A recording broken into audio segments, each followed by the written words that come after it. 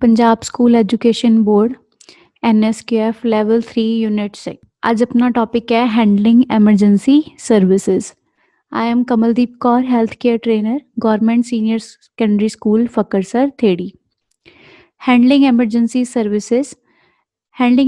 Services ਕੀ ਹੁੰਦਾ ਹੈ ਵੀ ਕਿਵੇਂ ਆਪਾਂ ਕਿਸੇ ਐਮਰਜੈਂਸੀ ਦੇ ਆਉਣ ਤੇ ਸਟਾਰਟਿੰਗ ਤੋਂ ਲੈ ਕੇ ਐਂਡ ਤੱਕ ਉਸ ਚੀਜ਼ ਦੇ ਵਿੱਚ ਕੀ ਕੰਮ ਕਰਦੇ ਆ ਤੇ ਉਸ ਕੰਮ ਨੂੰ ਕਿਵੇਂ ਉਹਦੇ ਸੋਲੂਸ਼ਨ ਲੱਭਦੇ ਆ। ਪੇਸ਼ੈਂਟ ਦੀ ਐਡਮਿਸ਼ਨ ਤੋਂ ਲੈ ਕੇ ਡਿਸਚਾਰਜ ਤੱਕ ਦੇ ਹਰ ਇੱਕ ਕੰਮ ਨੂੰ ਆਪਾਂ ਇਹਦੇ ਵਿੱਚ ਪੜਾਂਗੇ। So what we are going to learn. ਸਭ ਤੋਂ ਪਹਿਲਾ ਪੁਆਇੰਟ ਹੈ receive patient in hospital in emergency condition. Patient ਨੂੰ ਐਮਰਜੈਂਸੀ ਦੇ ਟਾਈਮ ਕਿਸ ਤਰ੍ਹਾਂ ਰਿਸੀਵ ਕਰਨਾ ਹੈ, ਉਹਦੀ ਕੰਡੀਸ਼ਨਸ ਨੂੰ ਦੇਖ ਕੇ ਕਿਹੜੀਆਂ ਚੀਜ਼ਾਂ ਦੀਆਂ ਰਿਕੁਆਇਰਮੈਂਟਸ ਹੈ ਤੇ ਉਸ ਤੋਂ ਬਾਅਦ ਤੁਸੀਂ ਕੀ ਕੰਮ ਸਭ ਤੋਂ ਪਹਿਲਾਂ ਸ਼ੁਰੂ ਕਰਨਾ। ਸੈਕਿੰਡ ਹੈ ਹੈਂਡਲ ਐਂਡ ਮੋਨੀਟਰ ਦਾ ਪੇਸ਼ੈਂਟ। ਵੀ ਪੇਸ਼ੈਂਟ ਨੂੰ ਤੁਸੀਂ ਕਿਵੇਂ ਰਿਸੀਵ ਤਾਂ ਕਰ ਲਿਆ, ਉਸ ਤੋਂ ਬਾਅਦ ਕਿਹੜੀ ਚੀਜ਼ ਦੀ ਮੋਨੀਟਰਿੰਗ ਦੀ ਨੀਡ ਹੈ, ਕਿਹੜਾ ਕੰਮ ਟੀਮ ਵਰਕ ਦੇ ਵਿੱਚ ਪਹਿਲਾਂ ਹੋਏਗਾ, ਕਿਹੜਾ ਬਾਅਦ ਦੇ ਵਿੱਚ ਹੋਏਗਾ। ਜੇ ਪੇਸ਼ੈਂਟ ਨੂੰ ਕਿਸੇ ਇੱਕ ਜਗ੍ਹਾ ਤੋਂ ਕਿਸੇ ਦੂਸਰੀ ਜਗ੍ਹਾ ਤੇ ਭੇਜਣ ਦੀ ਲੋੜ ਹੈ ਤਾਂ ਆਪਾਂ ਉਹਨੂੰ ਬੋਲਾਂਗੇ ਟਰਾਂਸਪੋਰਟੇਸ਼ਨ ਆਫ ਪੇਸ਼ੈਂਟ। ਪੇਸ਼ੈਂਟ ਨੂੰ ਐਂਬੂਲੈਂਸ ਤੋਂ ਲੈ ਕੇ ਸਟ੍ਰੈਚਰ ਤੋਂ ਲੈ ਕੇ ਬੈੱਡ ਤੱਕ ਲੈ ਕੇ ਆਉਣਾ ਜਾਂ ਕਿਸੇ ਇੱਕ ਰੂਮ ਤੋਂ ਜਾਂ ਦੂਸਰੇ ICU ਜਾਂ ਵਾਰਡ ਦੇ ਵਿੱਚ ਲੈ ਕੇ ਜਾਣਾ, ਇਹ ਸਭ ਪੜ੍ਹਨਾ ਹੈ। ਨੈਕਸਟ ਟੌਪਿਕ ਹੈ demonstrate the knowledge of different methods and types of ਇਮੋਬਿਲਾਈਜੇਸ਼ਨ।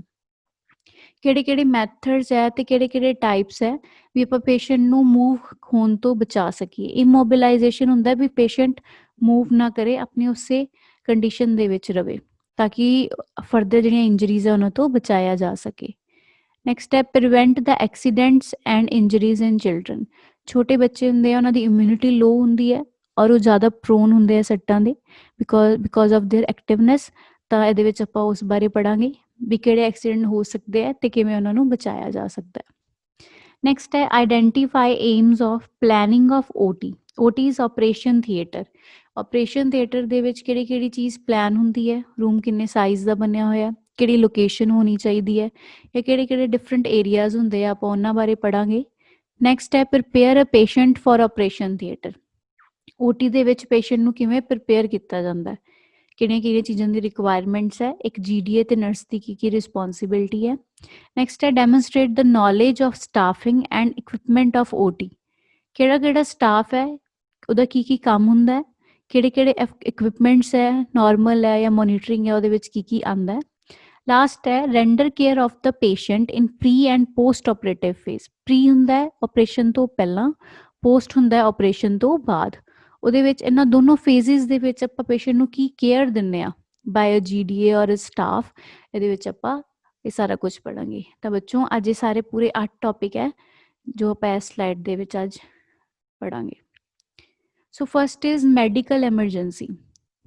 ਤਾਂ ਸਭ ਤੋਂ ਪਹਿਲਾਂ ਆਪਾਂ ਪੜਾਂਗੇ ਐਮਰਜੈਂਸੀ ਹੁੰਦਾ ਕੀ ਹੈ। ਅ ਸੀਰੀਅਸ ਅਨਐਕਸਪੈਕਟਡ, ਜੋ ਕਿ ਐਕਸਪੈਕਟਡ ਨਾ ਹੋਵੇ, ਆਪਾਂ ਸੋਚੀ ਨਾ ਹੋਵੇ, and often dangerous situation requiring immediate action. ਉਹ ਡੇਂਜਰਸ ਸਿਚੁਏਸ਼ਨ ਜਿਹਦੇ ਉੱਤੇ ਆਪਾਂ ਨੂੰ ਨਾਲ ਦੀ ਨਾਲ ਕੰਮ ਕਰਨ ਦੀ ਲੋੜ ਹੁੰਦੀ ਹੈ, ਉਹਨੂੰ ਆਪਾਂ ਕੀ ਬੋਲਾਂਗੇ, ਐਮਰਜੈਂਸੀ। ਤਾਂ ਮੈਡੀਕਲ ਐਮਰਜੈਂਸੀ ਕੀ ਹੋਏਗੀ, ਉਹ ਸਿਚੁਏਸ਼ਨ ਜਿਹਦੇ ਵਿੱਚ ਨਾਲ ਦੀ ਨਾਲ ਕੰਮ ਕਰਨ ਦੀ ਲੋੜ ਹੈ ਤਾਂ ਆਪਾਂ ਨੂੰ ਰਿਕੁਆਇਰਡ ਕੀ ਹੈ, ਮੈਡੀਕਲ ਕੇਅਰ। ਮੈਡੀਕਲ ਕੇਅਰ ਕਾਹਦੇ ਵਾਸਤੇ ਚਾਹੀਦੀ ਹੈ, ਤਾਂ ਕਿ ਪਰਸਨ ਦਾ ਜ਼ਿਆਦਾ ਲਾਸ ਨਾ ਹੋਵੇ ਜਾਂ ਫਿਰ ਉਹਦੀ ਜਿਹੜੀ ਡੈਥ ਹੈ ਜਾਂ ਫਿਰ ਹੋਰ ਕੀ ਨਾਰਮਲ ਜਿਹੜੀ ਲਾਈਫ ਹੈ ਉਹਨੂੰ ਦੁਬਾਰਾ ਤੋਂ ਜੀ ਸਕੇ। ਤਾਂ ਉਹਦੇ ਵਾਸਤੇ ਜੋ ਫਟਾਫਟ ਆਪਾਂ ਸਿਚੁਏਸ਼ਨ ਦੇ ਵਿੱਚ ਹੈਂਡਲਿੰਗ ਕਰਦੇ ਆ ਉਹਨੂੰ ਆਪਾਂ ਕੀ ਬੋਲਾਂਗੇ, medical emergency. So it is a situation when patient requires urgent, immediate and high quality medical care. Time ਤੇ ਚਾਹੀਦੀ ਹੈ ਲੇਕਿਨ ਕੁਆਲਿਟੀ ਪੂਅਰ ਨਹੀਂ ਹੋਣੀ ਚਾਹੀਦੀ। To prevent loss of life, ਕਿਸੇ ਦੀ ਜਾਨ ਬਚਾਈ ਜਾ ਸਕੇ, ਔਰ ਲਿੰਬ, ਕੋਈ ਵੀ ਆਪਣੇ ਸਰੀਰ ਦਾ ਹਿੱਸਾ, and or initiates actions for the restoration of normal healthy life.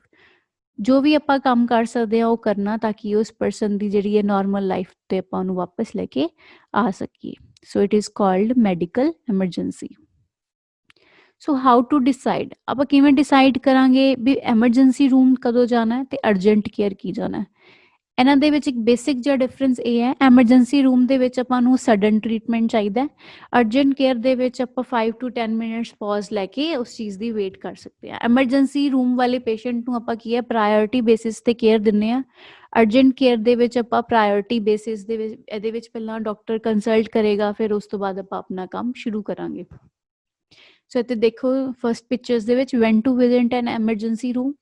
Major allergic reactions ਹੋ ਸਕਦੀਆਂ, ਕੋਈ ਹੱਡੀ ਟੁੱਟੀ ਹੈ, ਚੈਸਟ ਪੇਨ ਹੋ ਰਹੀ ਹੈ, ਤੁਹਾਨੂੰ ਸਾਹ ਲੈਣ ਦੇ ਵਿੱਚ ਤਕਲੀਫ ਹੋ ਰਹੀ ਹੈ, ਬੈਕ ਜਾਂ ਨੈਕ ਜਾਂ ਹੈਡ ਇੰਜਰੀ ਹੈ, ਮੋਡਰੇਟ ਟੂ ਸਵੀਅਰ ਬਰਨਸ ਹੋ ਰਿਹਾ ਹੈ, ਵੋਮਿਟਿੰਗਸ ਲੱਗੀਆਂ ਹੋਈਆਂ, ਕਿਸੇ ਨੇ ਸੁਸਾਈਡ ਜਾਂ ਪੋਇਜ਼ਨ ਕੰਜ਼ਿਊਮ ਕੀਤੀ ਹੈ, ਉਹਨਾਂ ਕੇਸਿਸ ਦੇ ਵਿੱਚ ਆਪਾਂ ਐਮਰਜੈਂਸੀ ਰੂਮ ਦੇ ਵਿੱਚ ਲੈ ਕੇ ਜਾਵਾਂਗੇ।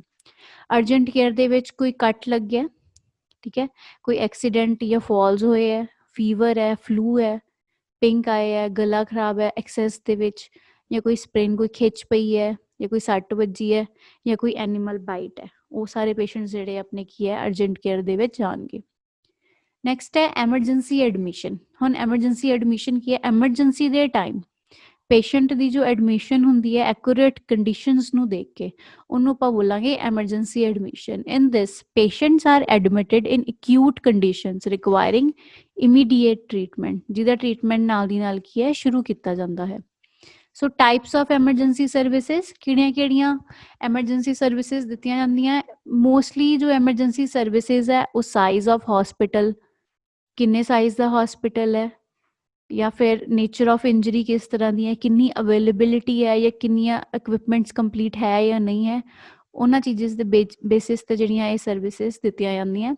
ਸਭ ਤੋਂ ਪਹਿਲਾਂ major emergency and disaster management, second है basic emergency or routine with special on call, third one is referral emergency, fourth one is standby emergency। major emergency disaster management ਦੇ ਵਿੱਚ ਜਦੋਂ ਬੰਚ ਦੇ ਵਿੱਚ ਕੋਈ ਹਾਦਸਾ ਹੋਇਆ ਹੋਵੇ ਜਾਂ ਕੋਈ ਕਾਫੀ ਸਾਰੇ ਲੋਕ ਸਫਰ ਕਰ ਰਹੇ ਹੋਣ, ਫॉर एग्जांपल ਕੋਈ ਟੈਰਰਿਸਟ ਅਟੈਕ ਹੋਇਆ ਜਾਂ ਕੋਈ ਫਲੱਡਸ ਆਏ ਹੈ। ਸੈਕਿੰਡ ਹੈ ਬੇਸਿਕ ਐਮਰਜੈਂਸੀ ਔਰ ਰੂਟੀਨ ਵਿਦ ਸਪੈਸ਼ਲ, ਕੋਈ ਬੇਸਿਕ ਐਮਰਜੈਂਸੀ ਹੈ, ਕਿਸੇ ਨੇ ਪੋਇਜ਼ਨ ਕੰਜ਼ਿਊਮ ਕਰ ਲਿਆ ਜਾਂ ਬਰਨ ਕੇਸ ਹੈ, ਇਹਨਾਂ ਕੇਸਿਸ ਦੇ ਵਿੱਚ ਔਨ ਡਿਊਟੀ ਜਿਹੜਾ ਡਾਕਟਰ ਹੈ ਉਹ ਟ੍ਰੀਟਮੈਂਟ ਦੇਵੇ, ਆਪਾਂ ਇਹਨੂੰ ਕਵਾਂਗੇ routine with special on call. Referral emergency ਇਸ ਤਰ੍ਹਾਂ ਹੋਏਗੀ ਵੀ ਕੋਈ ਛੋਟਾ ਹਸਪੀਟਲ ਹੈ ਉਹ ਕੇਅਰ ਨਹੀਂ ਪ੍ਰੋਵਾਈਡ ਕਰ ਸਕਦਾ ਕਿ ਇਕਵਿਪਮੈਂਟਸ ਦੀ ਕਮੀ ਕਰਕੇ ਜਾਂ ਸਟਾਫ ਦੀ ਕਮੀ ਕਰਕੇ ਜਾਂ ਨੇਚਰ ਆਫ ਇੰਜਰੀ ਕਰਕੇ, ਤਾਂ ਉਹ ਕੀ ਕਰਦੇ ਆ ਕਿਸੇ ਹੋਰ ਹਸਪੀਟਲ ਦੇ ਵਿੱਚ ਉਸ ਪਰਸਨ ਨੂੰ ਰੈਫਰ ਕਰ ਦਿੰਦੇ ਆ ਜਿੱਥੇ ਸਭ ਕੁਝ ਅਵੇਲੇਬਲ ਹੋ ਸਕਦਾ, ਤਾਂ ਇਹਨੂੰ ਆਪਾਂ ਬੋਲਾਂਗੇ referral emergency. Fourth one is stand by emergency, ਜੋ ਐਮਰਜੈਂਸੀ ਨੂੰ ਨਾਲ ਦੀ ਨਾਲ ਆਪਾਂ ਟ੍ਰੀਟ ਕਰ ਸਕੀਏ। Next is aims and objective. So first thing is right treatment, ਆਪਾਂ ਬਿਲਕੁਲ ਸਹੀ ਟ੍ਰੀਟਮੈਂਟ ਦੇਣਾ, ਬਿਲਕੁਲ ਟਾਈਮ ਤੇ ਦੇਣਾ, ਸਹੀ ਜਗ੍ਹਾ ਹੋਣੀ ਚਾਹੀਦੀ ਹੈ। ਐਨੀ ਪੇਸ਼ੈਂਟ ਐਮਰਜੈਂਸੀ ਦੇ ਵਿੱਚ ਹੋਣਾ ਚਾਹੀਦਾ ਤੇ ਤੁਸੀਂ ਉਹਦੇ ਵਾਈਟਲ ਸਾਈਨਸ ਹੀ ਚੈੱਕ ਕਰ ਰਹੇ ਹੋ ਪਿਛਲੇ 1 ਘੰਟੇ ਦੇ। ਰਾਈਟ ਰਿਸੋਰਸਿਸ, ਜਿਹੜੀਆਂ ਚੀਜ਼ਾਂ ਦੀ ਲੋੜ ਹੈ, ਆਪਾਂ ਇਹਦੇ ਵਿੱਚ ਜਿਹੜੀ ਬੀਪੀ ਮਸ਼ੀਨ ਹੈ ਉਹ ਐਨਰੋਇਡ ਮੋਨੀਟਰ ਬਾਰ-ਬਾਰ ਨਹੀਂ ਯੂਜ਼ ਕਰ ਸਕਦੇ, ਆਪਾਂ ਨੂੰ ਇਹਦੇ ਵਿੱਚ ਪ੍ਰੋਪਰ ਜਿਹੜਾ ਵਾਈਟਲ ਸਾਈਨ ਮੋਨੀਟਰਸ ਹੈ ਜਿਹਦੇ ਵਿੱਚ ਥੋੜੀ ਦੇਰ ਬਾਅਦ ਹਰ ਘੰਟੇ ਬਾਅਦ ਆਪਣੇ ਆਪ ਜਿਹੜੇ ਵਾਈਟਲ ਸਾਈਨ ਸ਼ੋ ਹੁੰਦੇ ਆ ਆਪਾਂ ਉਹ ਯੂਜ਼ ਕਰਨੇ ਹੁੰਦੇ ਆ। ਨੈਕਸਟ ਇਜ਼ ਸਪੀਡ, ਜਿਹੜੀ ਕੰਮ ਦੀ ਸਪੀਡ ਹੈ ਉਹ ਤੇਜ਼ ਹੋਣੀ ਚਾਹੀਦੀ ਹੈ, ਬਟ ਜਿਹੜੀ ਕੁਆਲਿਟੀ ਆਫ ਕੇਅਰ ਹੈ ਉਹ ਨਹੀਂ ਪੂਰ ਹੋਣੀ ਚਾਹੀਦੀ। Next is sympathy, sympathy is ਤੁਸੀਂ ਪੇਸ਼ੈਂਟ ਨੂੰ ਹੌਸਲਾ ਦੇਣਾ ਵੀ ਇਸ ਸਿਚੁਏਸ਼ਨ ਨੂੰ ਕਿਵੇਂ ਡੀਲ ਕਰਨਾ। ਸਿੰਪਥੀ ਡਜ਼ਨਟ ਮੀਨ ਕਿ ਤੁਸੀਂ ਪੇਸ਼ੈਂਟ ਜੇ ਰੋ ਰਿਹਾ ਤਾਂ ਉਹਦੇ ਨਾਲ ਜਾ ਕੇ ਰੋਣ ਲੱਗ ਜਾਓ, ਜੇ ਉਹਨੂੰ ਸਟ੍ਰੈਸ ਹੋ ਰਿਹਾ ਤਾਂ ਤੁਸੀਂ ਵੀ ਨਾਲ ਸਟ੍ਰੈਸ ਲੈ ਲਓ। ਤੁਸੀਂ ਪੇਸ਼ੈਂਟ ਨਾਲ ਵੀ ਡੀਲ ਕਰਨਾ ਹੈ, ਉਹਨਾਂ ਨੂੰ ਹੈਲਥ ਐਜੂਕੇਸ਼ਨ ਦੇਣੀ ਹੈ, ਉਹਨਾਂ ਨੂੰ ਗਾਈਡ ਕਰਨਾ ਹੈ ਅੱਗੋਂ ਕੀ ਕਰਨਾ ਹੈ। ਨੈਕਸਟ ਇਜ਼ ਸਾਇੰਸ, ਜੋ ਚੀਜ਼ ਦੀ ਰਿਕੁਆਇਰਮੈਂਟ ਹੈ ਜੇ ਤੁਹਾਨੂੰ ਉਸ ਚੀਜ਼ ਦੀ ਨੌਲੇਜ ਹੀ ਨਹੀਂ, ਜੋ ਇਕਵਿਪਮੈਂਟਸ ਤੁਸੀਂ ਯੂਜ਼ ਕਰ ਰਹੇ ਹੋ, ਤਾਂ ਐਮਰਜੈਂਸੀ ਦੇ ਵਿੱਚ ਜਿਹੜੀ ਪੇਸ਼ੈਂਟ ਦੀ ਲਾਈਫ ਹੈ ਉਹ ਰਿਸਕ ਤੇ ਹੋ ਸਕਦੀ ਹੈ। So these are the aims and objective. Next चीज पढ़ांगे functions of emergency. 2 types of functions are there. First is major, जो ज़्यादा इंपॉर्टेंट है जिन्होंने प्रायोरिटी बेसिस ਤੇ ठीक किया जाता है। सैकेंड इज सबसाइडरी, केयर ਦੇ ਨਾਲ ਹੋਰ ਕੀ ਕੰਮ ਕਰਦੇ ਹੁੰਦਾ ਐਮਰਜੈਂਸੀ ਦੇ ਵਿੱਚ ਉਸ ਚੀਜ਼ ਬਾਰੇ। So first is to treat an unannounced patient life threatening and routine, ਜੋ ਪੇਸ਼ੈਂਟ ਆਪਾਂ ਐਕਸਪੈਕਟਡ ਨਹੀਂ ਕੀਤੇ ਹੁੰਦੇ ਉਹ ਆ ਜਾਣੇ, ਲਾਈਫ ਥ੍ਰੈਟਨਿੰਗ ਸਿਚੁਏਸ਼ਨਸ ਨਾਲ ਡੀਲ ਕਰਨੀਆਂ। ਐਮਰਜੈਂਸੀ ਜਿਹੜੀ ਹੁੰਦੀ ਹੈ 24 ਆਵਰਸ ਤੇ 7 ਡੇਜ਼ ਖੁੱਲੀ ਹੁੰਦੀ ਹੈ। ਆਲ ਟਾਈਮ ਜਿਹੜਾ ਹੈ ਔਨ ਕੋਲ ਡਾਕਟਰ ਹੈ ਜਿਹੜਾ ਇੱਕ ਅਵੇਲੇਬਲ ਹੁੰਦਾ।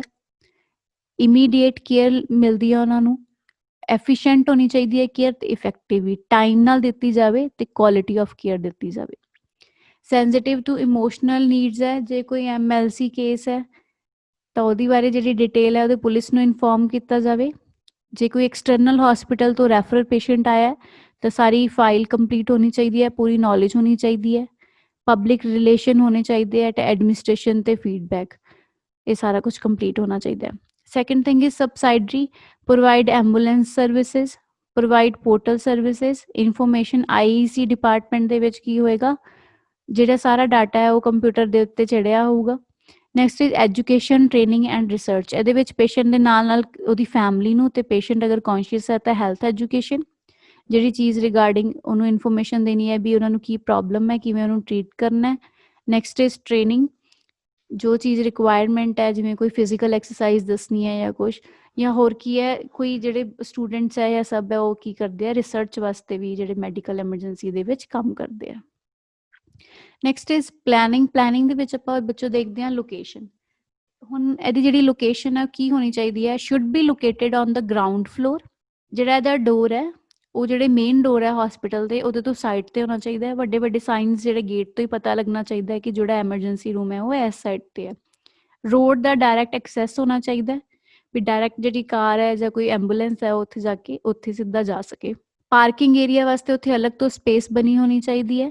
OPD ਉਹਦੇ ਸਾਈਡ ਤੇ ਐਡਜਸੈਂਟ ਸਾਈਡ ਤੇ ਹੋਣੀ ਚਾਹੀਦੀ ਹੈ। ਵੈਲ ਲਾਈਟਨਡ ਹੋਣੀ ਚਾਹੀਦੀ ਹੈ, ਪੂਰੀ ਵੈਂਟੀਲੇਸ਼ਨ ਹੋਣੀ ਚਾਹੀਦੀ ਹੈ ਤੇ ਬੋਥ ਡੇ ਤੇ ਨਾਈਟ ਜਿਹੜੇ ਉਹ ਸਾਈਨ ਬੋਰਡਸ ਹੈ ਆਪਾਂ ਨੂੰ ਵਿਜ਼ੀਬਲ ਹੋਣੇ ਚਾਹੀਦੇ ਆ। ਜਿਹੜੇ ਬਾਕੀ ਸਾਰੇ ਟਰਾਮਾ ਏਰੀਆਜ਼ ਹੈ ਵਗੈਰਾ ਹੈ ਉਹ ਸਭ ਕਲੋਜ਼ ਹੋਣੇ ਚਾਹੀਦੇ ਆ। ਫੋਰ ਐਗਜ਼ਾਮਪਲ ਜੇ ਤੁਸੀਂ ਸਾਈਡ ਤੇ ਐਮਰਜੈਂਸੀ ਰੂਮ ਹੈ ਤਾਂ ਉੱਪਰਲੀ ਸਾਈਡ ਤੇ ਹੀ ਤੁਹਾਨੂੰ ICU ਜਾਂ OT ਹੈ ਜਿਹੜੇ ਉੱਥੇ ਲਿਫਟਸ ਤੋਂ ਉੱਪਰ ਜਾ ਕੇ ਫਸਟ ਫਲੋਰ ਤੇ ਹੀ ਹੋਣੇ ਚਾਹੀਦੇ ਆ ਜੋ ਕਿ ਈਜ਼ੀਲੀ ਅਵੇਲੇਬਲ ਹੋ ਸਕਣ। ਤਾਂ ਜਿਹੜੇ ਐਮਰਜੈਂਸੀ ਦੇ ਵਿੱਚ ਅਗਰ ਆਪਾਂ ਕਾਰਸ ਦੇ ਵਿੱਚ ਤੇ ਬੱਸਿਸ ਵਾਸਤੇ ਪਾਰਕਿੰਗ ਏਰੀਆਜ਼ ਨੂੰ ਥੋੜਾ ਸਪੇਸ਼ੀਅਸ ਰੱਖਦੇ ਹਾਂ, ਉਸੇ ਤਰ੍ਹਾਂ ਇੱਕ ਐਂਬੂਲੈਂਸ ਹੈਲੀਕਾਪਟਰਸ ਹੁੰਦੇ ਆ ਤਾਂ ਉਹਨਾਂ ਵਾਸਤੇ ਹਸਪੀਟਲਸ ਦੇ ਵਿੱਚ ਹੈਲੀਪੈਡ ਦੀ ਅਵੇਲੇਬਿਲਿਟੀ ਹੋਣੀ ਚਾਹੀਦੀ ਹੈ। ਇਹ ਬਿਲਕੁਲ ਜਿਹੜੇ ਸਾਈਜ਼ ਆਫ ਹਸਪੀਟਲਸ ਹੈ ਉਹਨਾਂ ਤੇ ਡਿਪੈਂਡ ਕਰਦਾ ਹੈ। Next is inter relationship. ਤਾਂ ਕਲੋਜ਼ ਰਿਲੇਸ਼ਨ ਕਿਹਦੇ ਨਾਲ ਹੋਣੀ ਚਾਹੀਦਾ ਹੈ, ਕਿਹਦੇ ਕੋਲ ਹੋਣਾ ਚਾਹੀਦਾ ਹੈ। ਸਭ ਤੋਂ ਪਹਿਲਾਂ ਆਪਰੇਸ਼ਨ ਥੀਏਟਰ ਨੀਅਰੈਸਟ ਏਰੀਆਜ਼ ਦੇ ਵਿੱਚ ਹੋਣਾ ਚਾਹੀਦਾ ਹੈ। ਸੈਕਿੰਡ ਹੈ ICU ਇੰਟੈਂਸਿਵ ਕੇਅਰ ਯੂਨਿਟ, ਉਹ ਵੀ ਨਾਲ ਹੀ ਹੋਣਾ ਚਾਹੀਦਾ ਹੈ ਕਿਉਂਕਿ ਜੇ ਕੋਈ ਸੀਰੀਅਸ ਪ੍ਰੋਬਲਮ ਹੁੰਦੀ ਹੈ ਜਾਂ ਪੇਸ਼ੈਂਟ ਨੂੰ ICU ਦੇ ਵਿੱਚ ਐਡਮਿਟ ਕਰਨਾ ਪਵੇ ਤਾਂ ਜ਼ਿਆਦਾ ਟਾਈਮ ਨਾ ਲੱਗ ਸਕੇ। ਬਲੱਡ ਬੈਂਕ, ਜੇ ਬਲੱਡ ਦੀ ਅਵੇਲੇਬਿਲਿਟੀ ਚਾਹੀਦੀ ਹੈ। ਲੈਬਸ ਨੇੜੇ ਹੋਣੀਆਂ ਚਾਹੀਦੀਆਂ। OPD out patient department, mortuary ਜੇ ਆਪਾਂ ਪੇਸ਼ੈਂਟ ਦੀ ਡੈਥ ਤੋਂ ਬਾਅਦ ਜੇ ਪੇਸ਼ੈਂਟ ਨੂੰ ਉੱਥੇ ਲੈ ਕੇ ਜਾਣਾ। Some authorities recommend a close relationship with CCU as well. CCU is critical care unit, ਜਿੱਥੇ ਬਹੁਤ ਹੀ ਜ਼ਿਆਦਾ ਕ੍ਰਿਟੀਕਲ ਪੇਸ਼ੈਂਟਸ ਨੂੰ ਟਰੀਟ ਕੀਤਾ ਜਾਂਦਾ ਹੈ। ਰੇਡੀਓਲੋਜੀ ਔਰ ਐਂਡੋਸਕੋਪੀ ਦੇ ਵਿੱਚ ਕੀ ਹੈ ਐਕਸਰੇਜ਼ ਆ ਜਾਂਦੇ ਆ ਜਾਂ ਕੀਮੋ ਡਿਪਾਰਟਮੈਂਟਸ ਜਾਂ ਇਹ ਸਾਰਾ ਕੁਝ ਆ ਜਾਂਦਾ। ਨੈਕਸਟ ਇਜ਼ ਫਿਜ਼ੀਕਲ ਫੈਸਿਲਿਟੀਜ਼ ਦੇ ਵਿੱਚ ਕਿਹੜੇ ਕਿਹੜੇ ਏਰੀਆਜ਼ ਹੁੰਦੇ ਆ, patient area, clinical area, circulation area, administrative area. ਇੱਕ ਇੱਕ ਕਰਕੇ ਆਪਾਂ ਇਹਨਾਂ ਚੀਜ਼ਾਂ ਬਾਰੇ ਪੜਾਂਗੇ। ਤਾਂ ਫਸਟ ਹੈ ਪੇਸ਼ੈਂਟ ਏਰੀਆ।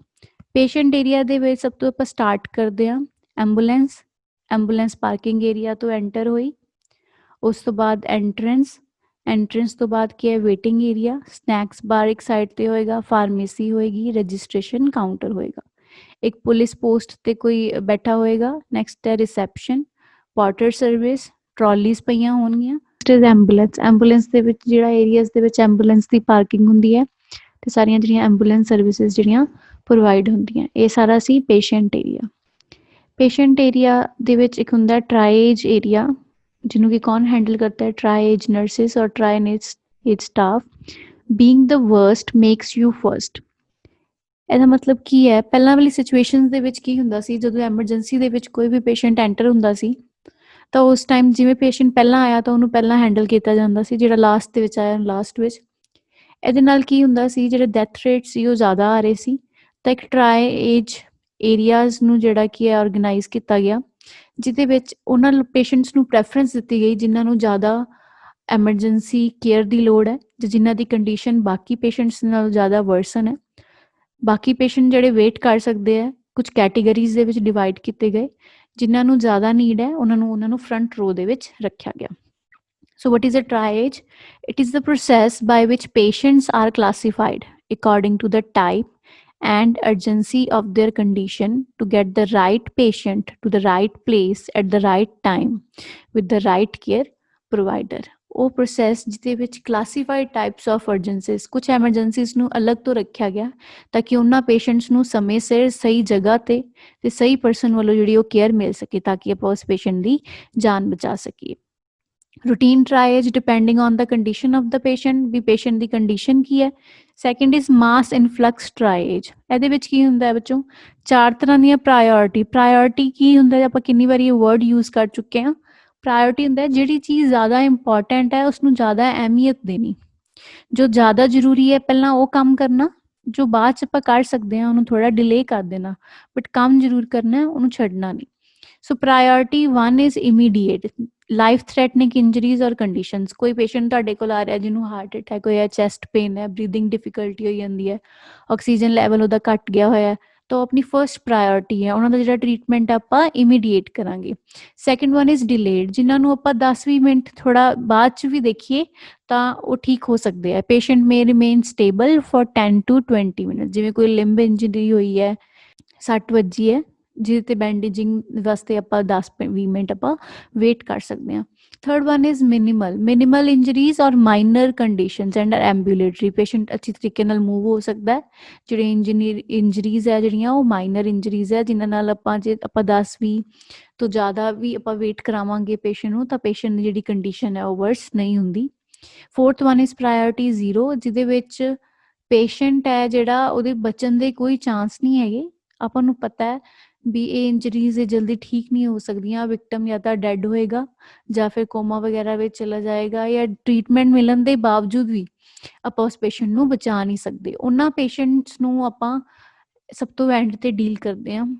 ਤਾਂ ਤੁਸੀਂ ਕੋਵਿਡ ਵਾਲੇ ਕੇਸਿਸ ਦੇ ਵਿੱਚ ਵੀ ਵੇਖ ਸਕਦੇ ਸੀ, ਆਪਾਂ ਨਿਊਜ਼ 'ਚ ਸੁਣਦੇ ਸੀ, ਜਿਹੜੇ ਪੇਸ਼ੈਂਟਸ ਠੀਕ ਹੋ ਸਕਦੇ ਸੀ ਉਹਨਾਂ ਨੂੰ ਇਮੀਡੀਏਟ ਟ੍ਰੀਟਮੈਂਟ ਦਿੱਤਾ ਜਾ ਰਿਹਾ ਸੀ, ਜਿਨ੍ਹਾਂ ਦਾ ਲੱਗਦਾ ਸੀ ਵੀ ਹੁਣ ਇਹਨਾਂ ਨੂੰ ਕ੍ਰੋਨਿਕ ਇਲਨੈਸ ਵੀ ਹੈ, ਇਹਨਾਂ ਦੇ ਬਚਣ ਦੇ ਚਾਂਸਿਸ ਘੱਟ ਹੈ, ਉਹਨਾਂ ਨੂੰ 4th ਨੰਬਰ ਤੇ ਪ੍ਰਾਇੋਰਟੀ ਦਿੱਤੀ ਜਾਂਦੀ ਸੀ, ਕਿਉਂਕਿ ਉਹਦੇ ਨਾਲ ਕੀ ਹੁੰਦਾ ਸੀ ਜਿਹੜੇ ਬਾਕੀ ਹੈ ਜਿਨ੍ਹਾਂ ਨੂੰ ਆਪਾਂ ਬਚਾ ਸਕਦੇ ਸੀ ਫਿਰ ਉਹ ਵੀ ਨਹੀਂ ਬਚਦੇ ਸੀ।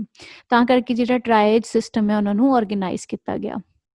प्रायोरिटी 1 वास्ते आप रेड कलर यूज़ करते हैं, सैकेंड वास्ते येलो, थर्ड वास्ते ग्रीन एंड फोर्थ वन वास्ते वाइट। सो ट्राइज एरिया एक ये वेटिंग एरिया तो क्लीनिकल एरिया के विचाले होना चाहिए 20 तो 200 फीट तक। इमीडिएट वास्ते आप रेड बैंड नाल दी नाल ICU OT दे विच, फिर वार्ड दे विच, फिर आउट। अर्जेंट वास्ते आप ग्रीन बैंड यूज़ करते हैं रीससीटेशन रूम दे विच, वार्ड दे विच, फिर out. Third one is non urgent जिहदे आप ब्लू बैंड यूज़ करते हैं, कैजुअलिटी ट्रीटमेंट जो नॉर्मल ट्रीटमेंट चाहिए then out. Fourth one is dead और डाइंग, ये वास्ते आप वाइट बैंड यूज़ करते हैं, आइडेंटिफाई करते हैं तो फिर पेशेंट डेड है या उन्होंने बचा नहीं सकते फिर आप मॉर्चरी भेज देने। So this is all about the tries area. Next thing is clinical area. Clinical area जिथे एग्जामिनेशन होनी है, नर्सिज है, ड्रेसिंग होनी है, मॉनिटरिंग होनी है, रिकॉर्ड तैयार होना है, वो सब एरिया नूं आपां की बोलांगे क्लिनिकल एरिया। ਇਹਦੇ ਵਿੱਚ ਤੁਸੀਂ ਪੜ੍ਹ ਸਕਦੇ ਹੋ OT, dressing room, plaster room, burn ward, burn patient ਨੂੰ ਲੈ ਜਾਣ ਵਾਸਤੇ डॉक्टर ਦਾ ਡੈਸਕ डॉक्टर रूम होएगा, नर्सिज रूम होएगा, ਰੀਸਸੀਟੇਸ਼ਨ ਵਾਸਤੇ ਜਿਹੜੀਆਂ ਵੈਂਟੀਲੇਟਰ, ਡੀਫਿਬ੍ਰਿਲੇਟਰ ਜਿੱਥੇ ਅਵੇਲੇਬਲ ਹੋਣਗੇ, ਐਮਰਜੈਂਸੀ ਵਾਰਡ ਹੋਏਗਾ, ਨਰਸਿਸ ਇਨਵੈਸਟੀਗੇਸ਼ਨ ਏਰੀਆ ਜਿੱਥੇ ਸਾਰੇ ਲੈਬ ਟੈਸਟ ਕੀਤੇ ਜਾਣਗੇ, ਸਟੋਰੇਜ ਰੂਮ ਹੋਏਗਾ ਜਿਹਦੇ ਵਿੱਚ ਡਰੈਸਿਸ ਵਗੈਰਾ ਜਾਂ ਬਾਕੀ ਇਕਵਿਪਮੈਂਟਸ ਰੱਖੇ ਹੋਣਗੇ, ਇੰਜੈਕਸ਼ਨਸ ਅਵੇਲੇਬਲ ਹੋਣਗੇ, ਵਾਇਲਸ ਅਵੇਲੇਬਲ ਹੋਣਗੀਆਂ। ਇੱਕ ਰੈਫਰੀਜਰੇਟਰ ਹੋਏਗਾ ਜਿਹਦੇ ਵਿੱਚ ਕੋਲਡ ਮੈਡੀਸਿਨਸ ਰੱਖੀਆਂ ਜਾਂਦੀਆਂ ਜਾਂ ਆਈਸ ਪੈਕਸ ਰੱਖੇ ਜਾਂਦੇ ਆ। ਐਗਜ਼ਾਮੀਨੇਸ਼ਨ ਏਰੀਆ ਦੇ ਵਿੱਚ ਕੀ ਹੈ, ਪੇਸ਼ੈਂਟਸ ਨੂੰ ਐਗਜ਼ਾਮਿਨ ਕੀਤਾ ਜਾਂਦਾ, ਉਹਨਾਂ ਦੇ ਵਾਈਟਲ ਸਾਇੰਸ ਚੈੱਕ ਕੀਤੇ ਜਾਂਦੇ, ਉਹਨਾਂ ਦਾ ਵੇਟ ਚੈੱਕ ਕੀਤਾ ਜਾਂਦਾ, ਹੋਰ ਉਹਨਾਂ ਦੀ ਹਿਸਟਰੀ ਲਈ ਜਾਂਦੀ ਹੈ। ਟਰੀਟਮੈਂਟ ਏਰੀਆਜ਼ ਦੇ ਵਿੱਚ ਆਪਾਂ ਉਹਨਾਂ ਦਾ ਟਰੀਟਮੈਂਟ ਸਟਾਰਟ ਕਰਦੇ ਹਾਂ। MLC ਰਿਕਾਰਡ ਜੇ ਕੋਈ ਕ੍ਰਿਮੀਨਲ ਕੇਸ ਹੈ ਜਾਂ ਕੋਈ ਸੱਟਮੈਂਟ ਵਾਲਾ ਕੇਸ ਹੈ ਜਾਂ ਬਰਨ ਪੇਸ਼ੈਂਟ ਵਾਲਾ ਕੇਸ ਹੈ ਤਾਂ ਉਹਦੇ ਵਿੱਚ ਆਪਾਂ ਪ੍ਰੋਪਰ MLC ਰਿਕਾਰਡ ਨੂੰ ਕੰਪਲੀਟ ਕਰਦੇ ਹਾਂ। ਇਹਨੂੰ ਮੈਡੀਕੋ ਲੀਗਲ ਕੇਸਿਸ ਵੀ ਬੋਲਦੇ ਆ। ਨੈਕਸਟ ਇਜ਼ ਸਰਕੂਲੇਸ਼ਨ ਏਰੀਆ ਜਿਹਦੇ ਵਿੱਚ ਪੇਸ਼ੈਂਟ ਨੇ ਮੂਵ ਕਰਨਾ ਹੈ। ਤਾਂ ਸਰਕੂਲੇਸ਼ਨ ਏਰੀਆਜ਼ ਕਿਹੜੇ ਕਿਹੜੇ ਹੁੰਦੇ, ਕੋਰੀਡੋਰਸ ਹੋਣਗੇ, ਰੈਂਪਸ ਹੋਣਗੇ ਜਿੱਥੇ ਵੀਲ ਚੇਅਰ ਨਾਲ ਪੇਸ਼ੈਂਟ ਨੂੰ ਲੈ ਕੇ ਜਾਣਾ ਈਜ਼ੀ ਹੋ ਜਾਂਦਾ ਹੈ, ਜਾਂ ਫਿਰ ਬੈੱਡ ਉੱਪਰ ਅੱਜ ਕੱਲ੍ਹ ਬੈੱਡ ਆਉਂਦੇ ਜਿਹਦੇ 'ਚ ਟਾਇਰਸ ਲੱਗੇ, ਮੂਵੇਬਲ ਬੈੱਡਸ ਵੀ ਅਵੇਲੇਬਲ ਹੁੰਦੇ ਆ ਹੌਸਪੀਟਲਸ ਦੇ ਵਿੱਚ। ਸਟੇਅਰਸ ਹੁੰਦੀਆਂ, ਇਲੈਕਟ੍ਰੋਨਿਕ ਸਟੇਅਰਸ ਵੀ ਹੁੰਦੀਆਂ। ਉਹ ਹੌਸਪੀਟਲ ਦੀ ਅਵੇਲੇਬਿਲਿਟੀ ਔਰ ਸਾਈਜ਼ 'ਤੇ ਡਿਪੈਂਡ ਕਰਦਾ ਵੀ ਉਹਨਾਂ ਦੇ ਕੋਲ ਕਿਹੜਾ ਸਰਕੂਲੇਸ਼ਨ ਏਰੀਆ ਹੈ। ਲਿਫਟਸ ਹੁੰਦੀਆਂ ਤੇ ਟਰਾਲੀਜ਼ ਹੁੰਦੀਆਂ। Next is administration area. Administration staff ਜੋ ਹੈੱਡ ਹੁੰਦੇ ਆ, ਜੋ ਰਜਿਸਟ੍ਰੇਸ਼ਨ, ਰਿਕਾਰਡ ਜਾਂ ਸਟੋਰੇਜ ਨੂੰ ਪ੍ਰੋਪਰ ਕਰਦਾ ਹੈ, ਨਰਸਿਸ ਨੂੰ ਜਿਹੜੇ ਹੈਂਡਲ ਕਰਦੇ ਆ। ਸਾਰਾ ਮੈਨੇਜਮੈਂਟ ਵਾਲਾ ਡਿਪਾਰਟਮੈਂਟ। ਜਿਸ ਤਰ੍ਹਾਂ ਸਕੂਲਾਂ ਦੇ ਵਿੱਚ ਹਰੇਕ ਚੀਜ਼ ਨੂੰ ਸਕੂਲ ਲੈਵਲ ਤੇ ਇੱਕ ਪ੍ਰਿੰਸੀਪਲ ਜਾਂ ਇੱਕ ਐਡਮਿਨਿਸਟ੍ਰੇਸ਼ਨ ਆਫਿਸ ਡੀਲ ਕਰਦਾ ਹੈ, ਉਸੇ ਤਰ੍ਹਾਂ ਹਸਪੀਟਲਸ ਦੇ ਵਿੱਚ ਵੀ ਸੇਮ ਐਡਮਿਨਿਸਟ੍ਰੇਸ਼ਨ ਏਰੀਆ ਬਣਿਆ ਹੋਇਆ, ਲੇਕਿਨ ਜਿਹੜਾ ਉਹਦਾ ਸਟਾਫ ਹੈ ਉਹਦੇ ਨਾਲੋਂ ਥੋੜਾ ਜ਼ਿਆਦਾ ਹੋਏਗਾ। ECRO office, HOD head of department, clerical staff ਹੋਏਗਾ ਜਿਹੜਾ ਹਰੇਕ ਫਾਈਲਸ ਤੇ ਬਿਲਿੰਗ ਸਿਸਟਮ ਨੂੰ ਚੈੱਕ ਕਰੇਗਾ ਤੇ ਡੀਲ ਕਰੇਗਾ, ਸੈਲਰੀਜ਼ ਬਾਰੇ ਦੇਖੇਗਾ। ਰਜਿਸਟਰਸ ਐਂਡ ਰਿਕਾਰਡ, ਜਿਹਦੇ ਵਿੱਚ ਪੂਰੀ ਰਜਿਸਟ੍ਰੇਸ਼ਨ ਹਰੇਕ ਪੇਸ਼ੈਂਟ ਦੀ ਫਾਈਲ, ਉਹਨਾਂ ਦੇ ਰਿਕਾਰਡਸ ਕੰਪਲੀਟ ਕੀਤੇ ਹੋਣਗੇ। ਸਟੋਰੇਜ ਦੇ ਵਿੱਚ ਜੋ ਵੀ ਚੀਜ਼ਾਂ ਆ ਰਹੀਆਂ ਹਸਪੀਟਲ ਦੇ ਵਿੱਚ ਉਹਨਾਂ ਨੂੰ ਸਟੋਰ ਕੀਤਾ ਜਾਏਗਾ। ਨਰਸਿਸ ਇੰਚਾਰਜ ਵਾਸਤੇ ਰੂਮਸ ਬਣੇ ਹੋਣਗੇ। ਨਰਸਿੰਗ ਜਿਹੜੇ ਹੈਡ ਹੁੰਦੇ ਆ ਉਹ ਕੀ ਕਰਨਗੇ, ਨਰਸਿੰਗ ਦੀਆਂ ਡਿਊਟੀਜ਼ ਦੇਖਣਗੇ, ਉਹਨਾਂ ਦੀ ਸੈਲਰੀਜ਼ ਬਾਰੇ ਵੇਖਣਗੇ, ਇਹ ਸਾਰਾ ਕੁਝ। ਨੈਕਸਟ ਹੈ ਫਲੋ ਆਫ ਪੇਸ਼ੈਂਟਸ। ਡਿਪੈਂਡ ਕਰਦਾ ਸਿਚੁਏਸ਼ਨ 'ਤੇ ਪੇਸ਼ੈਂਟ ਦੀ, ਆਪਾਂ ਉਹਨੂੰ ਕਿੱਥੇ ਲੈ ਕੇ ਜਾਣਾ। ਤਾਂ ਤੁਸੀਂ ਇਸ ਜਿਹੜਾ ਫਲੋ ਚਾਰਟ ਤੋਂ ਚੈੱਕ ਕਰ ਸਕਦੇ ਹੋ। ਐਂਬੂਲੈਂਸ ਤੋਂ ਆਇਆ, ਵੇਟਿੰਗ ਹਾਲ ਦੇ ਵਿੱਚ, ਰਿਸੈਪਸ਼ਨ ਦੇ ਵਿੱਚ, ਦੈਨ ਰਜਿਸਟ੍ਰੇਸ਼ਨ। ਇਹ 4 ਪ੍ਰੋਸੈਸ ਪਹਿਲਾਂ ਹੋਣਗੇ। ਉਸ ਤੋਂ ਬਾਅਦ ਆਪਾਂ ਡਿਸਾਈਡ ਕਰਨਾ ਹੈ ਵੀ ਪੇਸ਼ੈਂਟ ਟਰਾਏਜ 'ਚ ਜਾਏਗਾ, OT 'ਚ ਜਾਏਗਾ, ICU ਦੇ ਵਿੱਚ ਜਾਏਗਾ ਜਾਂ ਰੀਸਸੀਟੇਸ਼ਨ ਰੂਮ 'ਚ ਜਾਏਗਾ। ਉਹਦੇ ਤੋਂ ਬਾਅਦ ਡਾਇਰੈਕਟ ਵਾਰਡ ਦੇ ਵਿੱਚ। ਜੇ ਟਰਾਏਜ ਵਿੱਚ ਜਾ ਰਿਹਾ examination area, then investigation area, investigation area ਤੋਂ ਟ੍ਰੀਟਮੈਂਟ ਏਰੀਆ। ਟ੍ਰੀਟਮੈਂਟ ਤੋਂ ਬਾਅਦ ਆਪਾਂ ਉਹਨੂੰ ਆਬਜ਼ਰਵੇਸ਼ਨ ਵਾਸਤੇ ਰੱਖਦੇ ਹਾਂ ਵਾਰਡਸ ਦੇ ਵਿੱਚ। ਜੇ ਆਪਾਂ ਨੂੰ ਲੱਗਦਾ ਵੀ ਪੇਸ਼ੈਂਟ ਠੀਕ ਹੈ ਤਾਂ ਫਿਰ ਆਪਾਂ ਕੀ ਕਰਦੇ ਹਾਂ, ਪੇਸ਼ੈਂਟ ਦਾ ਡਿਸਚਾਰਜ। ਫਿਰ ਪੇਸ਼ੈਂਟ ਡਿਸਚਾਰਜ ਹੋ ਕੇ ਹਸਪੀਟਲ 'ਚੋਂ ਚਲੇ ਜਾਂਦਾ ਹੈ। So this is the receiving of a patient till discharge. Handling and monitoring is complete there. Next ਦਾ ਇਕਵਿਪਮੈਂਟਸ। ਸੋ ਇਕਵਿਪਮੈਂਟਸ ਆਕਸੀਜਨ ਜਾਂ ਸਕਸ਼ਨ ਸਪਲਾਈ ਹੋਏਗਾ। ਆਕਸੀਜਨ ਸੈਂਟਰਲਾਈਜ਼ਡ ਆਕਸੀਜਨ ਹੋਏਗੀ। ਸਕਸ਼ਨ ਸਪਲਾਈ ਦੇ ਵਿੱਚ ਕੀ ਹੋਏਗਾ, ਜੋ ਆਪਣੇ ਪੇਸ਼ੈਂਟ ਦੀ ਬੋਡੀ ਦੇ ਅੰਦਰ ਜਿਹੜਾ ਫਲੂਇਡ ਭਰ ਜਾਂਦਾ ਉਹਨੂੰ ਇੱਕ ਪਾਈਪ ਦੇ ਸਕਸ਼ਨ ਮਸ਼ੀਨ ਦੇ ਉੱਤੇ ਲਾ ਕੇ ਖਿੱਚ ਕੇ ਜਿਹੜਾ ਬਾਹਰ ਨੂੰ ਖਿੱਚਦੇ ਆ ਉਹਨੂੰ ਆਪਾਂ ਸਕਸ਼ਨ ਮਸ਼ੀਨ ਬੋਲਾਂਗੇ। ਏਅਰਵੇ ਰਿਸਸੀਟੇਸ਼ਨ ਇਕਵਿਪਮੈਂਟ, ਸਾਹ ਦੀ ਨਲੀ ਨੂੰ ਖੁੱਲ੍ਹਾ ਰੱਖਣ ਵਾਸਤੇ ਜਿਹੜੇ ਇਕਵਿਪਮੈਂਟਸ ਆਪਾਂ ਨੂੰ ਚਾਹੀਦੇ ਹੁੰਦੇ ਆ। ECG ਇਲੈਕਟ੍ਰੋਕਾਰਡੀਓਗ੍ਰਾਮ ਚੈੱਕ ਕਰਨ ਵਾਸਤੇ, ਕਾਰਡਿਕ ਹਾਰਟ ਰੇਟ ਚੈੱਕ ਕਰਨ ਵਾਸਤੇ, ਡੀਫਿਬ੍ਰਿਲੇਟਰ ਨਕਲੀ ਸਾਹ ਦੇਣ ਵਾਸਤੇ ਜਾਂ ਨਕਲੀ ਸਾਹਾਂ ਨੂੰ ਦੁਬਾਰਾ ਤੋਂ ਚਲਾਉਣ ਵਾਸਤੇ ਜਿਹੜੇ ਆਪਾਂ ਬਿਜਲੀ ਦੇ ਝਟਕੇ ਦਿੰਦੇ ਆ ਉਹਨੂੰ ਡੀਫਿਬ੍ਰਿਲੇਟਰ ਬੋਲਦੇ ਆ। ਹੋਰ ਵਾਈਟਲ ਜਾਂ ਐਸੈਂਸ਼ੀਅਲ ਮੈਡੀਸਨ ਜਿਹੜੀਆਂ ਆਪਾਂ ਨੂੰ ਐਮਰਜੈਂਸੀ ਦੇ ਟਾਈਮ ਚਾਹੀਦੀਆਂ, ਇਹ ਸਭ ਕੁਝ ਪਹਿਲਾਂ ਹੀ ਪ੍ਰਿਪੇਅਰ ਰੱਖਿਆ ਜਾਂਦਾ ਹੈ। ਨੈਬੂਲਾਈਜ਼ਰਸ ਦਿੱਤੇ ਜਾਂਦੇ ਆ ਜਿਹਦੇ ਵਿੱਚ ਦਵਾਈਆਂ ਪਾ ਕੇ ਜਿਹੜੇ ਆਪਣੇ ਗਲੇ ਦੇ ਵਿੱਚ ਜਿਹੜਾ ਫਲੂਇਡ ਜਮ੍ਹਾਂ ਹੁੰਦਾ ਹੈ ਉਹ ਵਾਲੇ ਰਸਤਿਆਂ ਨੂੰ ਕਲੀਨ ਕੀਤਾ ਜਾਂਦਾ। ਫਲੂਇਡਸ ਪਏ ਹੁੰਦੇ ਆ। IV ਇਕਵਿਪਮੈਂਟਸ, ਜਿੰਨੇ ਵੀ ਆਪਣੇ ਇੰਟਰਾਵੇਨਸ ਇਕਵਿਪਮੈਂਟਸ ਹੁੰਦੀਆਂ, ਬੋਤਲਾਂ ਹੋ ਗਈਆਂ, ਇੰਜੈਕਸ਼ਨਸ ਹੋ ਗਈਆਂ, ਸਭ ਕੁਛ ਇਹਦੇ ਵਿੱਚ ਅਵੇਲੇਬਲ ਹੁੰਦਾ।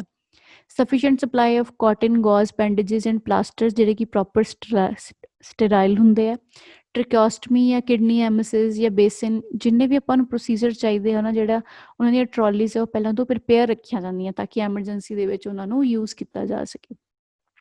OT ICU ਦੇ ਵਿੱਚ ਜਿੰਨਾ ਵੀ ਹੁੰਦਾ, ਟਰੋਲੀਜ਼ ਬਾਰੇ ਮੈਂ ਤੁਹਾਨੂੰ ਦੱਸਿਆ, ਵੀਲ ਚੇਅਰ ਰੈਡੀ ਕੀਤੀਆਂ ਜਾਂਦੀਆਂ, ਜਿਹੜੀਆਂ ਕੰਮ ਨਹੀਂ ਕਰਦੀਆਂ ਉਹਨਾਂ ਨੂੰ ਸਹੀ ਕਰਨ ਵਾਸਤੇ ਦਿੱਤਾ ਜਾਂਦਾ। ਫਾਇਰ ਫਾਈਟਿੰਗ ਇਕਵਿਪਮੈਂਟਸ ਵੀ ਹਰੇਕ ਹਸਪੀਟਲ ਦੇ ਵਿੱਚ, ਹਰੇਕ ਵਾਰਡ ਦੇ ਵਿੱਚ ਹੋਣੇ ਕੰਪਲਸ਼ਨ ਹੁੰਦੇ ਆ। ਔਰ ਨੈਕਸਟ ਇਜ਼ ਐਕਸਰੇ ਮਸ਼ੀਨਸ ਵਗੈਰਾ, USG, CT, MRI ਹਸਪੀਟਲ 'ਤੇ ਡਿਪੈਂਡ ਕਰਦਾ। ਕਈ ਹਸਪੀਟਲਸ ਦੇ ਵਿੱਚ ਜਿਹੜੀਆਂ ਮੂਵੇਬਲ ਮਸ਼ੀਨਸ ਹੁੰਦੀਆਂ ਜਿਹੜੀਆਂ ਕਿ ਉਸ ਵਾਰਡ ਦੇ ਵਿੱਚ ਜਾਂ ICU ਦੇ ਐਮਰਜੈਂਸੀ ਜਾ ਕੇ ਲੈ ਸਕਦੇ ਆ। ਕਈਆਂ ਦੇ ਵਿੱਚ ਪੇਸ਼ੈਂਟ ਨੂੰ ਉੱਥੋਂ ਟਰਾਂਸਪੋਰਟ ਕਰਕੇ ਆਪਾਂ ਨੂੰ ਕੀ ਹੈ ਲੈ ਕੇ ਜਾਣਾ ਪੈਂਦਾ। Next is laboratory investigation equipments ਤੇ ਰੀਏਜੈਂਟਸ, ਇਹ ਜੋ ਲੈਬਸ ਦੇ ਵਿੱਚ ਉਹਨਾਂ ਨੂੰ ਸਮਾਨ ਚਾਹੀਦਾ ਹੁੰਦਾ। ਨੈਕਸਟ ਇਜ਼ ਸਟਾਫਿੰਗ ਪੈਟਰਨ, ਇੱਕ ਹੈਰਾਰਕੀ ਹੁੰਦੀ ਹੈ। ਹੈਰਾਰਕੀ ਵਿੱਚ ਇੱਕ ਟਰੀ ਹੁੰਦਾ। ਸਭ ਤੋਂ ਪਹਿਲਾਂ ਹੈਡ ਹੋਣਗੇ ਜਿਨ੍ਹਾਂ ਨੇ ਸਰਜਰੀ ਕਰਨੀ ਹੈ, ਇੱਕ ਫਿਜ਼ੀਸ਼ੀਅਨ ਹੋਏਗਾ, ਸਰਜਨ ਜਿਹੜਾ ਪਰਫਾਰਮ ਕਰੇਗਾ, ਐਨਸਥੀਸੀਐਸਟ ਹੋਏਗਾ ਜਿਹੜਾ ਐਨਸਥੀਸੀਆ ਦੇਏਗਾ, ਫਿਰ ਸਟਾਫਸ ਹੋਣਗੇ ਤੇ ਉਹਨਾਂ ਦੇ ਉੱਪਰ ਜਿਹੜੇ ਕੰਮ ਕਰਨ ਵਾਲੇ ਜਿਹੜੇ ਉਹਨਾਂ ਫਾਈਲਸ ਨੂੰ ਕੰਪਲੀਟ ਕਰਨਗੇ। ਨਰਸਿਸ ਦੇ ਵਿੱਚ ਇੱਕ ਹੈਡ ਨਰਸ, ਉਹਦੇ ਤੋਂ ਨੀਚੇ ਅਸਿਸਟੈਂਟ ਨਰਸ, ਉਹਦੇ ਤੋਂ ਨੀਚੇ ਸਟਾਫ ਨਰਸ, ਬਾਕੀ ਜੋ ਸਟੂਡੈਂਟਸ ਜੋ ਇੰਟਰਨਸ ਹੋਣਗੇ ਉਹ ਸਾਰੇ। ਨੈਕਸਟ ਆ ਟੈਕਨੀਸ਼ੀਅਨਸ, ਟੈਕਨੀਸ਼ੀਅਨ ਜਿਹਨਾਂ ਨੂੰ OT ਦੀਆਂ ਮਸ਼ੀਨਾਂ ਚਲਾਉਣੀਆਂ ਆਉਂਦੀਆਂ ਹੋਣ, ECG, ਰੇਡੀਓਗ੍ਰਾਫਰ, ਲੈਬੋਰਟਰੀ ਦੀਆਂ, ਓਕੇ, ਪਲਾਸਟਰ ਟੈਕ ਵਗੈਰਾ ਹੋ ਗਿਆ। ਫਿਰ ਉਸ ਤੋਂ ਬਾਅਦ ਆਉਂਦੇ ਆ ambulance driver, nursing assistant, ambulance attendants, ਸਫਾਈ ਕਰਮਚਾਰੀ ਹੋ ਗਏ, ਐਡਮਿਨਿਸਟ੍ਰੇਟਿਵ ਸਟਾਫ ਦੇ ਵਿੱਚ ਰਿਕਾਰਡ ਚੈੱਕ ਕਰਨ ਵਾਲੇ, ਰਜਿਸਟ੍ਰੇਸ਼ਨ ਚੈੱਕ ਕਰਨ ਵਾਲੇ ਤੇ ਐਡਮਿਸ਼ਨ ਚੈੱਕ ਕਰਨ ਵਾਲੇ। ਫਿਰ ਆਉਂਦਾ GDA ਦੇ ਵਿੱਚ ਜਨਰਲ ਡਿਊਟੀ ਅਸਿਸਟੈਂਟ ਜਾਂ PCA, ਪੇਸ਼ੈਂਟ ਕੇਅਰ ਅਸਿਸਟੈਂਟ। ਇਹਨਾਂ ਨੇ ਕੀ ਕਰਨਾ ਹੁੰਦਾ, ਅਸਿਸਟੈਂਸ ਦੇਣੀ ਹੁੰਦੀ ਹੈ ਕਿਹੜੇ ਸਟਾਫ ਨੂੰ, ਨਰਸਿੰਗ ਸਟਾਫ ਨੂੰ। Next is the process of discharge. ਆਪਾਂ ਐਡਮਿਸ਼ਨ ਪੜ੍ਹ ਲੈਂਦੇ ਹਾਂ, ਮੋਨੀਟਰਿੰਗ ਪੜ੍ਹ ਲੈਂਦੇ ਹਾਂ, ਹੈਂਡਲਿੰਗ ਪੜ੍ਹ ਲੈਂਦੇ ਹਾਂ, ਲੇਕਿਨ ਸਭ ਤੋਂ ਮੇਨ ਪ੍ਰੋਸੀਜਰ ਹੁੰਦਾ ਉਹ ਡਿਸਚਾਰਜ। ਕਿਉਂਕਿ ਡਿਸਚਾਰਜ ਦੇ ਟਾਈਮ ਆਪਾਂ ਜੋ ਇੰਪੋਰਟੈਂਟ ਚੀਜ਼ਾਂ ਪੇਸ਼ੈਂਟ ਨੂੰ ਉਹ ਦੱਸਣੀਆਂ ਹੁੰਦੀਆਂ, ਦੈਟ ਇਜ਼ ਹੈਲਥ ਐਜੂਕੇਸ਼ਨ, ਉਹਨਾਂ ਦੀ ਫੋਲੋ ਅਪ ਕੇਅਰ, ਉਹਨਾਂ ਦਾ ਬਿਲੋਂਗਿੰਗ ਫਾਰਮ, ਤਾਂ ਆਪਾਂ ਇੱਕ ਇੱਕ ਕਰਕੇ ਪੜਾਂਗੇ। ਇਹਦੇ ਵਿੱਚ ਸਭ ਤੋਂ ਪਹਿਲਾਂ ਕੀ ਹੈ, ਉਹਨਾਂ ਨੂੰ ਪਤਾ, ਆਪਾਂ ਨੂੰ ਇਹ ਪਤਾ ਕਰਨਾ ਵੀ ਉਹ ਹੋਮ ਹੈਲਥ ਕੇਅਰ ਦੇ ਸਕਦੇ ਆ, ਘਰ ਜਾ ਕੇ ਪੇਸ਼ੈਂਟ ਦਾ ਖਿਆਲ ਰੱਖ ਸਕਣਗੇ। ਜੇ ਨਹੀਂ ਰੱਖ ਸਕਦੇ, ਜੇ ਉਹਨਾਂ ਨੂੰ ਕੁਛ ਨਹੀਂ ਪਤਾ, ਤਾਂ ਆਪਾਂ ਉਹਨਾਂ ਨੂੰ ਸਮਝਾਉਣਾ ਹੈ ਵੀ ਉਹਨਾਂ ਨੂੰ ਕੀ ਕੀ ਕੰਮ ਕਰਨਾ ਪਏਗਾ, ਕਿਹੜੀਆਂ ਚੀਜ਼ਾਂ ਦੀ ਉਹਨਾਂ ਨੂੰ ਜ਼ਰੂਰਤ ਪਏਗੀ। ਡਾਕਟਰ ਤੋਂ ਪੁੱਛ ਕੇ ਜਿਹੜੀ ਮੈਡੀਸਿਨਸ ਦੀ ਨੀਡ ਹੈ, ਜੋ ਆਪਾਂ ਨੂੰ ਡਾਕਟਰ ਨੇ ਪ੍ਰਿਸਕ੍ਰਾਈਬ ਕੀਤਾ, ਉਹ ਸਾਰੀਆਂ ਉੱਤੇ ਸਲਿੱਪ 'ਤੇ ਲਿਖੀਆਂ ਹੁੰਦੀਆਂ, ਸਭ ਉਹਨਾਂ ਨੂੰ ਸਮਝਾਉਣੀਆਂ ਵੀ ਕਿਵੇਂ ਉਸ ਤਰ੍ਹਾਂ ਲੈਣੀ ਹੈ। ਉਹਨਾਂ ਦੀਆਂ ਪਰਸਨਲ ਆਈਟਮਸ ਚੈੱਕ ਕਰਨੀਆਂ, ਜਿੰਨੀਆਂ ਉਹ ਲੈ ਕੇ ਆਏ ਸੀ ਕਿ ਉਹਨਾਂ ਨੂੰ ਵਾਪਸ ਮਿਲ ਗਈਆਂ ਹੋਈਆਂ। ਇੱਕ ਬਿਲੋਂਗਿੰਗ ਫਾਰਮ ਹੁੰਦਾ ਹਸਪੀਟਲ ਦੇ ਵਿੱਚ, ਉਹਦੇ 'ਤੇ ਚੈੱਕ ਕੀਤਾ ਹੁੰਦਾ। ਡਾਕਟਰ ਉਹਦੇ ਵਿੱਚ ਸਾਈਨ ਕਰੇਗਾ, ਡਾਕਟਰ ਪੇਸ਼ੈਂਟ ਨਾਲ ਗੱਲ ਕਰੇਗਾ। ਤੁਸੀਂ ਆਪਣੀ ਮਰਜ਼ੀ ਨਾਲ ਉਹਦੇ ਉੱਪਰ ਸਾਈਨ ਨਹੀਂ ਕਰ ਸਕਦੇ, ਨਾ ਹੀ ਤੁਸੀਂ ਆਪਣੀ ਮਰਜ਼ੀ ਨਾਲ ਉਹਨਾਂ ਨੂੰ ਦੇ ਕੇ ਭੇਜ ਸਕਦੇ ਹੋ। ਇਹਦੇ ਵਾਸਤੇ ਐਜ਼ ਅ ਵਿਟਨੈਸ ਡਾਕਟਰ ਖੁਦ ਦੇਖੇਗਾ, ਤੁਸੀਂ ਉੱਥੇ ਸਿਰਫ ਉਹਦੇ ਨਾਲ ਅਸਿਸਟ ਕਰੋਗੇ। ਫਿਰ ਉਹਨਾਂ ਦੀਆਂ ਫਾਈਨੈਂਸ਼ੀਅਲ ਪ੍ਰੋਬਲਮਸ ਹੈ, ਉਹਨਾਂ ਦੀ ਬਿਲਿੰਗ ਕਲੀਅਰਸ ਹੈ ਕਿ ਨਹੀਂ, ਇਹ ਸਾਰਾ ਕੁਝ ਚੈੱਕ ਕਰਾਂਗੇ। ਕਲੋਜ਼ਟ ਡੋਰਸ ਦੇ ਵਿੱਚ ਕੁਛ ਰਹਿ ਤਾਂ ਨਹੀਂ ਗਿਆ ਉਹਨਾਂ ਦੀ ਕੋਈ ਪਰਸਨਲ ਆਈਟਮ ਤਾਂ ਨਹੀਂ ਰਹਿ ਗਈ, ਇਹ ਸਾਰਾ ਕੁਝ ਆਪਾਂ ਚੈੱਕ ਕਰਨਾ ਹੈ। ਫਿਰ ਉਹਨਾਂ ਦੀ ਡਾਈਟ, ਮੈਡੀਕੇਸ਼ਨ, ਜਾਂ ਉਹਨਾਂ ਨੂੰ ਦੱਸਣਾ ਵੀ ਫੋਲੋਅਪ ਕਿਉਂ ਜ਼ਿਆਦਾ ਜ਼ਰੂਰੀ ਹੈ। ਫਿਰ ਉਸ ਤੋਂ ਬਾਅਦ ਜੇ ਉਹ ਵਾਕ ਨਹੀਂ ਕਰ ਸਕਦੇ ਤਾਂ ਵੀਲ ਚੇਅਰ ਜਾਂ ਟਰਾਲੀ ਉਹਨਾਂ ਨੂੰ ਲੈ ਕੇ ਆਉਣੀ ਟਰਾਂਸਪੋਰਟ ਦੀ ਹੈਲਪ ਵਾਸਤੇ। ਜੇ ਉਹਨਾਂ ਨੂੰ ਐਂਬੂਲੈਂਸ ਨਹੀਂ ਅਵੇਲੇਬਲ ਹੋ ਰਹੀ ਤਾਂ ਉਹਨਾਂ ਨੂੰ ਐਂਬੂਲੈਂਸ ਦਾ ਨੰਬਰ ਦੇਣਾ, ਜਾਂ ਫਿਰ ਉਹਨਾਂ ਨੂੰ ਕੋਈ ਵੀ ਅਸਿਸਟੈਂਟ ਦੇਣੀ। ਕਈ ਵਾਰੀ ਕੀ ਹੁੰਦਾ, ਕਿਸੇ ਦੀ ਫਾਈਨੈਂਸ਼ੀਅਲ ਕੰਡੀਸ਼ਨ ਇੰਨੀ ਵਧੀਆ ਨਹੀਂ ਹੁੰਦੀ, ਹਸਪੀਟਲਸ ਨੂੰ ਜਿਹੜੇ ਸੋਸ਼ਲ ਐਕਟੀਵਿਸਟ ਹੈ ਜਾਂ ਵਰਕਰਸ ਹੈ ਉਹ ਜਾਣਦੇ ਹੁੰਦੇ ਆ, ਉਹਨਾਂ ਤੋਂ ਡਾਕਟਰ ਦੀ ਪਰਮਿਸ਼ਨ ਨਾਲ ਕੀ ਹੈ ਉਹਨਾਂ ਨੂੰ ਕਾਲ ਕਰਨੀ, ਜੋ ਕਿ ਉਹਨਾਂ ਦੀ ਹੈਲਪ ਕਰ ਸਕਣ। ਫਿਰ ਨਾਲ ਦੀ ਨਾਲ ਡਿਸਚਾਰਜ ਆਫ ਪੇਸ਼ੈਂਟ ਦੇ ਨਾਲ ਕੀ ਕਰਾਂਗੇ, ਆਪਾਂ ਬੈੱਡ ਨੂੰ ਰੈਡੀ ਰੱਖਾਂਗੇ ਅਗਲੇ ਯੂਜ਼ ਵਾਸਤੇ। ਅਤੇ ਅਗਰ ਰੂਮ ਨੂੰ ਫਿਊਮੀਗੇਟ ਮਤਲਬ ਕਲੀਨ ਕਰਨ ਦੀ ਜ਼ਰੂਰਤ ਹੈ, ਡਿਸਇਨਫੈਕਟੈਂਟ ਕਰਨ ਦੀ, ਤਾਂ ਉਹ ਵੀ ਪ੍ਰੋਸੈਸ ਨਾਲ ਦੀ ਨਾਲ ਸਟਾਰਟ ਕਰ ਦਿੱਤਾ ਜਾਵੇ। ਆਪਾਂ ਨੂੰ ਵੇਟ ਨਹੀਂ ਕਰਨੀ ਚਾਹੀਦੀ, ਕਿਉਂਕਿ ਹੋ ਸਕਦਾ ਵੀ ਨਾਲ ਦੀ ਨਾਲ ਅਗਲਾ ਪੇਸ਼ੈਂਟ ਹੋ ਜਾਵੇ ਅਤੇ ਉਸ ਪੇਸ਼ੈਂਟ ਨੂੰ ਉਸ ਦੂਸਰੇ ਪਹਿਲਾਂ ਗਏ ਪੇਸ਼ੈਂਟ ਤੋਂ ਇਨਫੈਕਸ਼ਨ ਹੋ ਸਕਦੀ ਹੈ। ਫਿਰ ਆਪਾਂ ਪੇਸ਼ੈਂਟ ਦਾ ਜਿਹੜੀ ਫਾਈਲਸ ਹੈ ਉਹਨੂੰ ਕੰਪਲੀਟ ਕਰਾਂਗੇ, ਰਿਪੋਰਟਸ ਨੂੰ ਕੰਪਲੀਟ ਕਰਾਂਗੇ, ਡਿਸਪੈਚ ਬੁੱਕ ਦੇ ਵਿੱਚ ਐਂਟਰ ਕਰਾਂਗੇ, ਅਤੇ ਜਿਹੜੀ ਰਿਕਾਰਡ ਫਾਈਲ ਹੈ ਜਿਹੜੀ ਕੰਪਲੀਟ ਕਰਕੇ ਉੱਥੇ ਰੱਖ ਦਾਂਗੇ। So all this is the procedure of the discharge of patient. Next is working of GDA in emergency. ਹੁਣ ਐਮਰਜੈਂਸੀ ਦੇ ਵਿੱਚ GDA ਦਾ ਕੀ ਕੰਮ ਹੈ? ਸਭ ਤੋਂ ਪਹਿਲਾਂ ਤਾਂ ਇਹ ਮੈਨੇਜਿੰਗ ਐਮਰਜੈਂਸੀ ਡੋਰ। ਐਮਰਜੈਂਸੀ ਡੋਰ ਦੇ ਵਿੱਚ ਫੋਨ ਤੋਂ ਲੈ ਕੇ ਐਂਟਰ ਹੋਣ ਤੱਕ ਤੇ ਪੇਸ਼ੈਂਟ ਦੇ ਬੈੱਡ ਤੱਕ ਪਹੁੰਚਣ ਤੱਕ ਅਸਿਸਟੈਂਸ ਦੇ ਵਿੱਚ ਜਿੰਨੀ ਵੀ ਹੈਲਪ ਹੈ ਉਹ ਸਾਰੀ ਕੌਣ ਕਰੇਗਾ? GDA ਕਰੇਗਾ। Next is handling emergency services. Handling emergency ਤੇ ਵਾਈਟਲ ਸਾਈਨਸ ਮੋਨੀਟਰਿੰਗ, ਇੱਕ ਟੀਮ ਵਰਕ ਹੁੰਦਾ, ਸਭ ਆਪਣਾ ਆਪਣਾ ਕੰਮ ਜਾਣਦੇ ਆ, ਸਭ ਆਪਣੇ ਆਪਣੇ ਕੰਮਾਂ ਦੇ ਵਿੱਚ ਅਲੱਗ-ਅਲੱਗ ਡਿਵਾਈਡ ਹੋ ਜਾਣਗੇ, ਸਭ ਇੱਕ ਦੂਸਰੇ ਦੀ ਹੈਲਪ ਕਰਨਗੇ, ਐਫੀਸ਼ੀਐਂਟ ਵਰਕ ਹੋਏਗਾ, ਟਾਈਮ ਨਾਲ ਵਰਕ ਹੋਏਗਾ ਅਤੇ ਕੁਆਲਿਟੀ ਆਫ ਵਰਕ ਮਿਲੇਗਾ। ਇੱਕ ਐਮਰਜੈਂਸੀ ਟੀਮ ਜੋ ਐਮਰਜੈਂਸੀ ਡਿਪਾਰਟਮੈਂਟ 'ਚ ਹਮੇਸ਼ਾ ਰੈਡੀ ਰਹਿੰਦੀ ਹੈ, ਜਿਨ੍ਹਾਂ ਨੂੰ ਪਹਿਲਾਂ ਤੋਂ ਹੀ ਉਹਨਾਂ ਦੇ ਕੰਮ ਦਿੱਤੇ ਜਾਂਦੇ ਆ। ਮੇਨਟੇਨ ਹਾਈਜੀਨ, ਕੰਮ ਕਰਦੇ ਟਾਈਮ ਪੇਸ਼ੈਂਟ ਦਾ ਵੀ ਧਿਆਨ ਰੱਖਣਾ, ਅਤੇ ਜਿਹੜਾ ਜੋ ਸਟਾਫ ਉੱਤੇ ਕੰਮ ਕਰ ਰਿਹਾ ਉਹ ਵੀ ਆਪਣਾ ਕੰਮ ਕਰੇ, PPE ਇਕਵਿਪਮੈਂਟਸ ਨੂੰ ਕੰਪਲੀਟ ਰੱਖੇ, ਤਾਂ ਕਿ ਖੁਦ ਨੂੰ ਇਨਫੈਕਸ਼ਨ ਨਾ ਹੋਵੇ ਅਤੇ ਪੇਸ਼ੈਂਟ ਨੂੰ ਵੀ ਨਾ ਹੋਵੇ। So this is a working of GDA in emergency. So next are the techniques of immobilization and transfer of patient. Immobilization ਵੀ ਪੇਸ਼ੈਂਟ ਨੂੰ ਮੂਵ ਨਾ ਕਰਨਾ ਤਾਂ ਕਿ ਉਹਨੂੰ ਕੋਈ ਪ੍ਰੋਬਲਮ ਨਾ ਆਵੇ। ਕਈ ਵਾਰ ਕੀ ਹੈ, ਪੇਸ਼ੈਂਟ ਦੇ ਕੋਈ ਸੱਟ ਵੱਜੀ ਹੈ, ਜੇ ਆਪਾਂ ਉਹਨੂੰ ਮੂਵ ਕਰਦੇ ਹਾਂ, ਮੋਬਿਲਾਈਜ਼ ਕਰਦੇ ਹਾਂ, ਤਾਂ ਉਹਦੇ ਨਾਲ ਜਿਹੜੀ ਉਹਦੀ ਕੰਡੀਸ਼ਨ ਹੈ ਉਹ ਵਰਸਨ ਹੋ ਜਾਂਦੀ ਹੈ। ਤਾਂ ਇਸ ਚੀਜ਼ ਨੂੰ ਪ੍ਰੀਵੈਂਟ ਕਰਨ ਵਾਸਤੇ ਕੁਝ ਟੈਕਨੀਕਸ ਆਉਂਦੀਆਂ, ਆਪਾਂ ਉਸ ਬਾਰੇ ਪੜਾਂਗੇ। Next is transfer of patient. ਬਹੁਤ ਹੀ ਜ਼ਿਆਦਾ ਇੰਪੋਰਟੈਂਟ ਪਾਰਟ ਹੈ। ਜਦੋਂ ਆਪਾਂ ਪੇਸ਼ੈਂਟ ਨੂੰ ਟਰਾਂਸਫਰ ਕਰਦੇ ਹਾਂ ਤਾਂ ਪੇਸ਼ੈਂਟ ਨੂੰ ਹੈਲਥ ਇਸ਼ੂਜ਼ ਹੋ ਸਕਦੇ ਆ। ਆਪਾਂ ਉਹਦੀ ਸਪਾਈਨ ਰੀਜਨ ਨੂੰ ਚੈੱਕ ਕਰਨਾ ਹੁੰਦਾ, ਆਪਾਂ ਉਹਦੇ ਪੋਸਚਰ ਨੂੰ ਦੇਖਣਾ ਹੁੰਦਾ। ਉਸ ਤੋਂ ਬਾਅਦ ਜੋ ਵਾਇਰਸ ਹੈ, ਜੋ ਇਕਵਿਪਮੈਂਟਸ ਉਹਦੇ ਨਾਲ ਲੱਗੇ ਹੋਏ ਆ, ਤੁਸੀਂ ਪੇਸ਼ੈਂਟ ਨੂੰ ਸ਼ਿਫਟ ਕਰ ਰਹੇ ਹੋ ਬਟ ਤੁਸੀਂ ਆਕਸੀਜਨ ਨਹੀਂ ਔਨ ਕੀਤੀ ਹੈ, ਕੁਛ ਕਿ ਪੇਸ਼ੈਂਟ ਦੀ ਲਾਈਫ ਨੂੰ ਰਿਸਕ ਹੋ ਸਕਦਾ। ਸੋ ਇਹ ਛੋਟੀਆਂ-ਛੋਟੀਆਂ ਗੱਲਾਂ ਨੂੰ ਆਪਾਂ ਫੋਲੋ ਕਰਕੇ ਜਿਹੜੀਆਂ ਐਮਰਜੈਂਸੀ ਸਰਵਿਸਿਜ਼ ਹੈ ਉਹਨਾਂ ਨੂੰ ਅੱਛੀ ਤਰੀਕੇ ਨਾਲ ਹੈਂਡਲ ਕਰ ਸਕਦੇ ਹਾਂ। ਸੋ ਤੁਸੀਂ ਦੇਖ ਸਕਦੇ ਹੋ, ਜਦੋਂ ਪੇਸ਼ੈਂਟ ਮਿਲਦਾ ਤਾਂ ਆਪਾਂ ਕੀ ਉਹਦੀ ਜਿਹੜੀ ਬੈਕ ਦੀ ਪੋਜੀਸ਼ਨ ਆ ਬਿਲਕੁਲ ਸਟਰੇਟ ਰੱਖਾਂਗੇ, ਨੈਕ 'ਤੇ ਕੋਈ ਵੀ ਪ੍ਰੈਸ਼ਰ ਨਹੀਂ ਪਾਵਾਂਗੇ। ਜੇ ਆਪਾਂ ਨੂੰ ਲੱਗਦਾ ਵੀ ਸਰਵਾਈਕਲ ਰੀਜਨ ਦੀ ਜਾਂ ਸਰਵਾਈਕਲ ਸਪਾਈਨ ਦੀ ਕੋਈ ਇੰਜਰੀ ਹੈ ਤਾਂ ਆਪਾਂ ਉਹਨੂੰ ਸਟਰੇਟ ਰੱਖਾਂਗੇ। ਉਸ ਤੋਂ ਬਾਅਦ ਕੀ ਹੈ, ਕੋਈ ਵੀ ਫੱਟੀ ਲੈ ਕੇ ਜਾਂ ਕੋਈ ਵੀ ਜੇ ਤੁਹਾਡੇ ਕੋਲ ਸਟਰੈਚਰ ਅਵੇਲੇਬਲ ਹੈ ਤਾਂ ਉਹ, ਅਗਰ ਤੁਸੀਂ ਬਾਹਰ ਹੋ, ਤੁਹਾਡੇ ਕੋਲ ਸਟਰੈਚਰ ਨਹੀਂ ਹੈਗਾ, ਤੁਸੀਂ ਮੈਡੀਕਲ ਲਾਈਨ 'ਚ ਨਹੀਂ ਹੈਗੇ, ਤੁਸੀਂ ਘਰੇ ਹੋ, ਤਾਂ ਤੁਸੀਂ ਕੀ ਕਰ ਸਕਦੇ ਹੋ, ਕੋਈ ਸਟਰੇਟ ਚੀਜ਼ ਲੈ ਕੇ ਪੇਸ਼ੈਂਟ ਨੂੰ ਉਹਦੇ ਉੱਤੇ ਲਿਟਾ ਸਕਦੇ, ਹੈਲਪ ਕਰ ਸਕਦੇ ਹੋ। ਕਦੇ ਵੀ ਇੱਕ ਪਰਸਨ ਉਸ ਪੇਸ਼ੈਂਟ ਨੂੰ ਚੱਕਣ ਦੀ ਕੋਸ਼ਿਸ਼ ਨਾ ਕਰੇ, ਨਾਲ ਦੀ ਨਾਲ ਕਿਸੇ ਤੋਂ ਹੈਲਪ ਲੈ ਲਈ ਜਾਵੇ। ਟੀਮ ਵਰਕ ਹੈ, ਇੱਕ ਜਣਾ ਅੱਗੋਂ ਫੜੇਗਾ, ਇੱਕ ਜਣਾ ਨੀਚੋਂ ਫੜੇਗਾ, ਇੱਕ ਜਣਾ ਮਿਡਲ 'ਚੋਂ। ਕਿਉਂਕਿ ਜਦੋਂ ਤੁਸੀਂ ਦੋਨੋਂ ਸਾਈਡਸ ਦੇ ਵਿੱਚ ਚੱਕੋਗੇ, ਪੇਸ਼ੈਂਟ ਨੀਚੇ ਨੂੰ ਚਲਾ ਜਾਏਗਾ, ਜਿਹਦੇ ਤੋਂ ਉਹਦੀ ਬੈਕਬੋਨ 'ਤੇ ਗਲਤ ਪ੍ਰੈਸ਼ਰ ਪਏਗਾ। ਇਸ ਚੀਜ਼ ਤੋਂ ਪ੍ਰੀਵੈਂਟ ਕਰਨ ਵਾਸਤੇ ਹੈਂਡਲਿੰਗ ਆਫ ਪੇਸ਼ੈਂਟ ਬਹੁਤ ਜ਼ਿਆਦਾ ਇੰਪੋਰਟੈਂਟ ਹੈ। ਨੈਕਸਟ ਹੈ, ਤੁਸੀਂ ਪੇਸ਼ੈਂਟ ਨੂੰ ਰੋਲ ਕਰਦੇ ਹੋ, ਉਹਦੇ ਨੀਚੇ ਸਟਰੈਚਰ ਨੂੰ ਰੱਖ ਸਕਦੇ ਹੋ, ਤੁਸੀਂ ਪਿਕਚਰਸ ਦੇ ਵਿੱਚ ਦੇਖ ਸਕਦੇ ਹੋ। तो जी थर्ड पिक्चर देखो वो स्पाइन है जी बिल्कुल स्ट्रेट है। स्ट्रेट रखने तो बाद सब तो पहला की करा पेशेंट नीचे फट्टा लगा के उन्हें थोड़ा टेढ़ा रखा। हौली हौली जिस तरह आप स्ट्रैचर नीचे करते जावे पेशेंट की पोजीशन सीधी करते जावे तो पेशेंट के head region abdomen region chest region ते लैग्स चंगी तरह टाई कर देंगे। कई बार की होंगे पेशेंट तुम चक रहे हो तो पेशेंट की है नीचे फॉल होने के चांसिस वध जाते हैं। जे तुम पेशेंट के फेस में बाइंड कर रहे हो तो ट्राई करना वो आईज से नोज से तो लिप्स से कोई प्रैशर ना पवे। तुम वो चिन के नीचे ताकि कोई स्पाइन रीजन से कंप्रैशन ना बने तो हैड उत्ते जी है बैंडेजिंग कंप्लीट कर सकते हो तो पेशेंट को इस तरह टाई कर सकते हो। बॉडी मकैनिक्स है जोड़ा बहुत इंपॉर्टेंट पार्ट जो प्ले करते हैं जो आप पेशेंट को मूव करते हैं। जो भी आप पेशेंट को चकना है आप ट्राई करना है कि जोड़े अपने गोडे है वो मुड़न ना कि अपनी बैक वो की होएगा जो अपना पेशेंट है घट हैवी लगेगा तो अपन पेशेंट को चकन के आसानी हो सकती है। So there are two types of transport. Patient को किमें हॉस्पिटल के लैके आया जा सकता है या पेशेंट को हॉस्पिटल के अंदर किमें मूव करवाया जा सकता है। So first is external transport. External transport होंगी है जो आप अपने हॉस्पिटल तो बाहर या अपने ही हॉस्पिटल तो किसी होर जगह पर जो पेशेंट को मूव करते हैं तो वो वास्ते सबनों पता है एंबूलेंस यूज़ होंगी है। तो एंबूलेंस कॉल करके बुलाया जाता है। मोस्टली जी एंबूलेंस वो वैनस होंगी लेकिन जगह के हिसाब न अगर कोई पानी के एमरजेंसी है तो की है एमरजेंसी बोट्स यूज़ करते हैं। जे कोई बंच के एमरजेंसी है तो की है एमरजेंसी बसिस यूज़ करते हैं।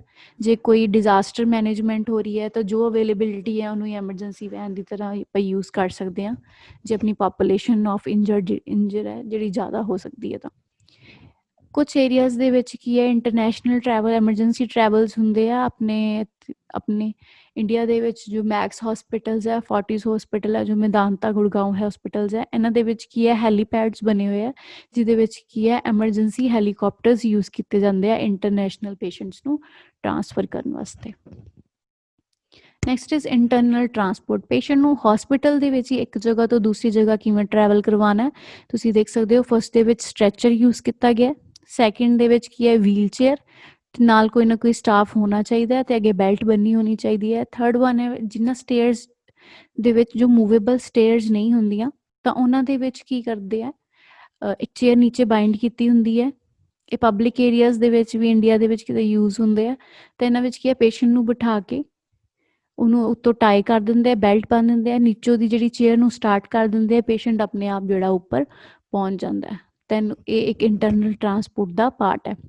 नैक्सट इज़ लिफ्ट इन्नियाँ वड्डियां होंदियां कि वो पूरा की पूरा मूवेबल जो बैड है वो फिट इन कर जाता है। नैक्सट इज़ रैम्स बने हुए है पेशेंट को मूव करने वास्ते भावें वो स्ट्रैचर है भावें वो ट्रॉली बैड्स है भावें वो व्हील चेयर्स है। Third one is trolley bad है। एक ट्रॉली है जिन्होंने बैड की शेप दी गई है ताकि वो IV स्टैंड ऑक्सीजन होल्डर्स सारा कुछ पहले ही पेशेंट को जोड़ा ट्रांसपोर्ट करना ईजी हो सके। सो नैक्सट इज़ एक छोटा जिहा रैंप है जो आप पेशेंट को किसी हॉस्पिटल या जगह के एंटर कराते हैं एक पोर्टेबल जोड़ा रैंप रखा जाता है ताकि पेशेंट का अंदर जाना ईजी हो सके।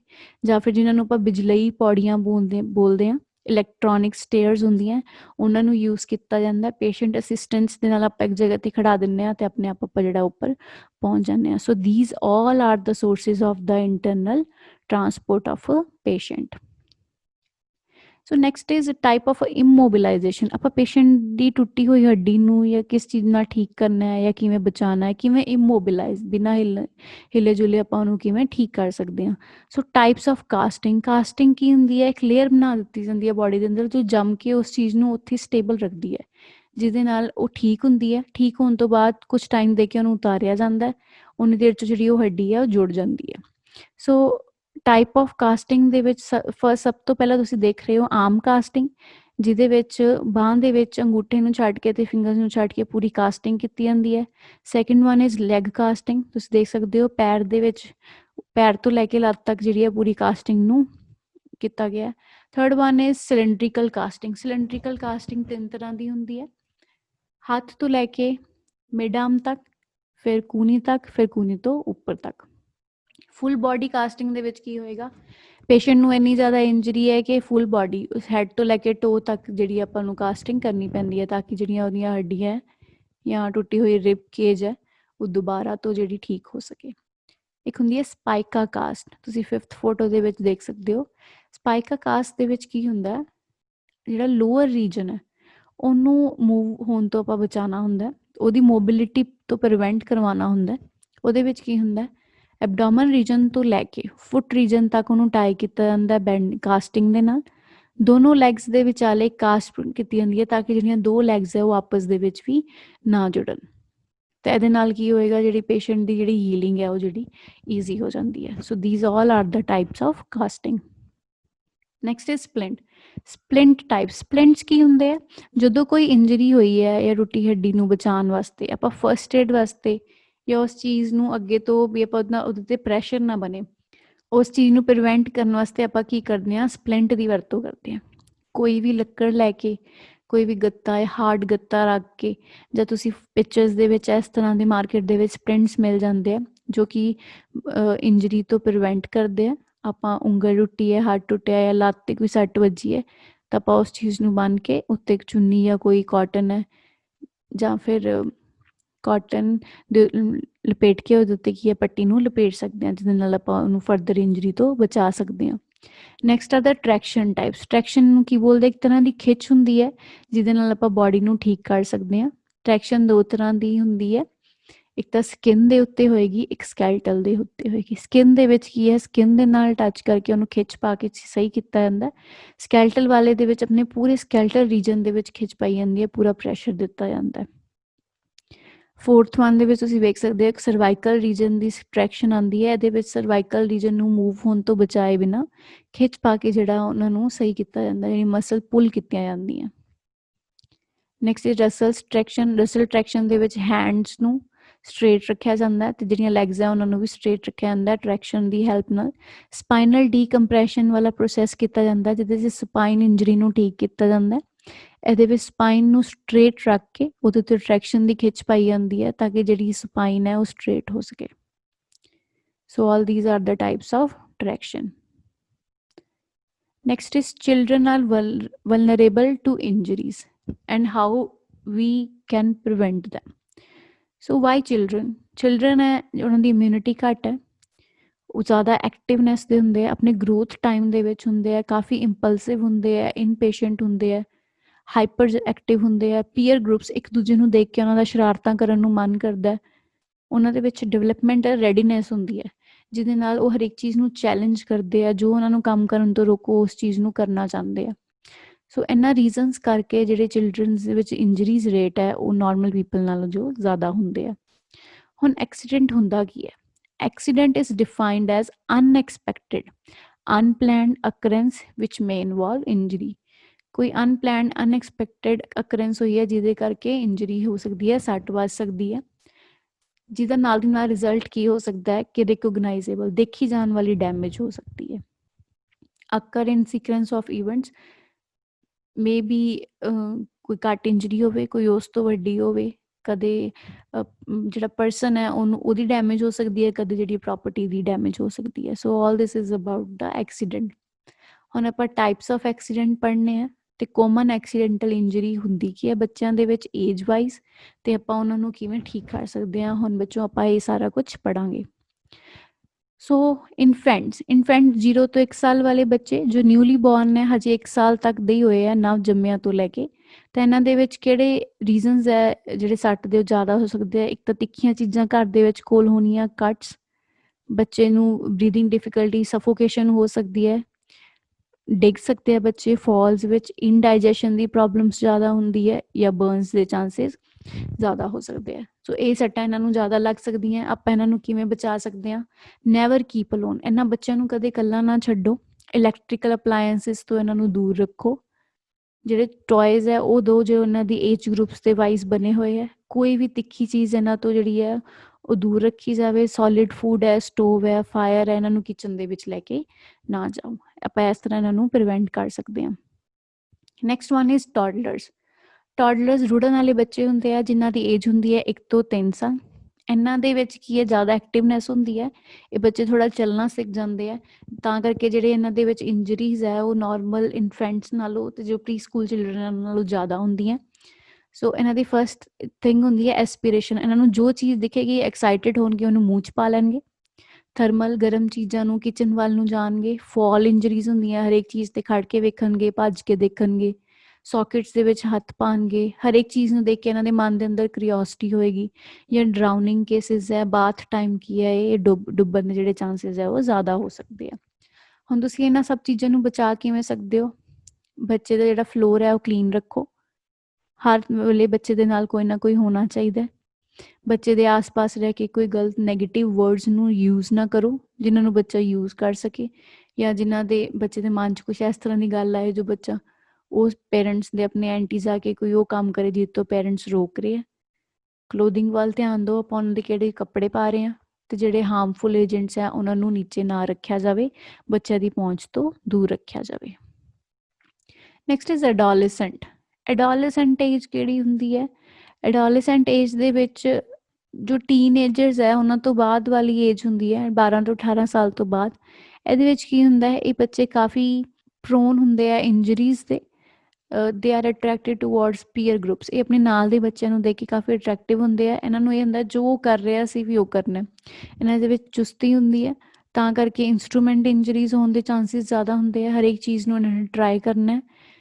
ਰੋਡ ਟ੍ਰੈਫਿਕ ਐਕਸੀਡੈਂਟਸ ਇਹਨਾਂ ਦੇ ਵਿੱਚ ਜ਼ਿਆਦਾ ਹੁੰਦੇ ਆ, ਕਿਉਂਕਿ ਹਰੇਕ ਚੀਜ਼ ਨੂੰ ਤੇਜ਼ ਡਰਾਈਵ ਕਰਦੇ ਆ। ਇਲੈਕਟ੍ਰਿਕ ਕਰੰਟ ਹੈ, ਸਪੋਟ ਇੰਜਰੀਜ਼, ਕਿਉਂਕਿ ਇਹ ਬੱਚੇ ਖੇਡਣ ਦੇ ਵਿੱਚ ਜ਼ਿਆਦਾ ਇੰਟਰਸਟਿਡ ਹੁੰਦੇ ਆ ਬਾਕੀ ਏਜ ਗਰੁੱਪਸ ਦੇ ਨਾਲੋਂ।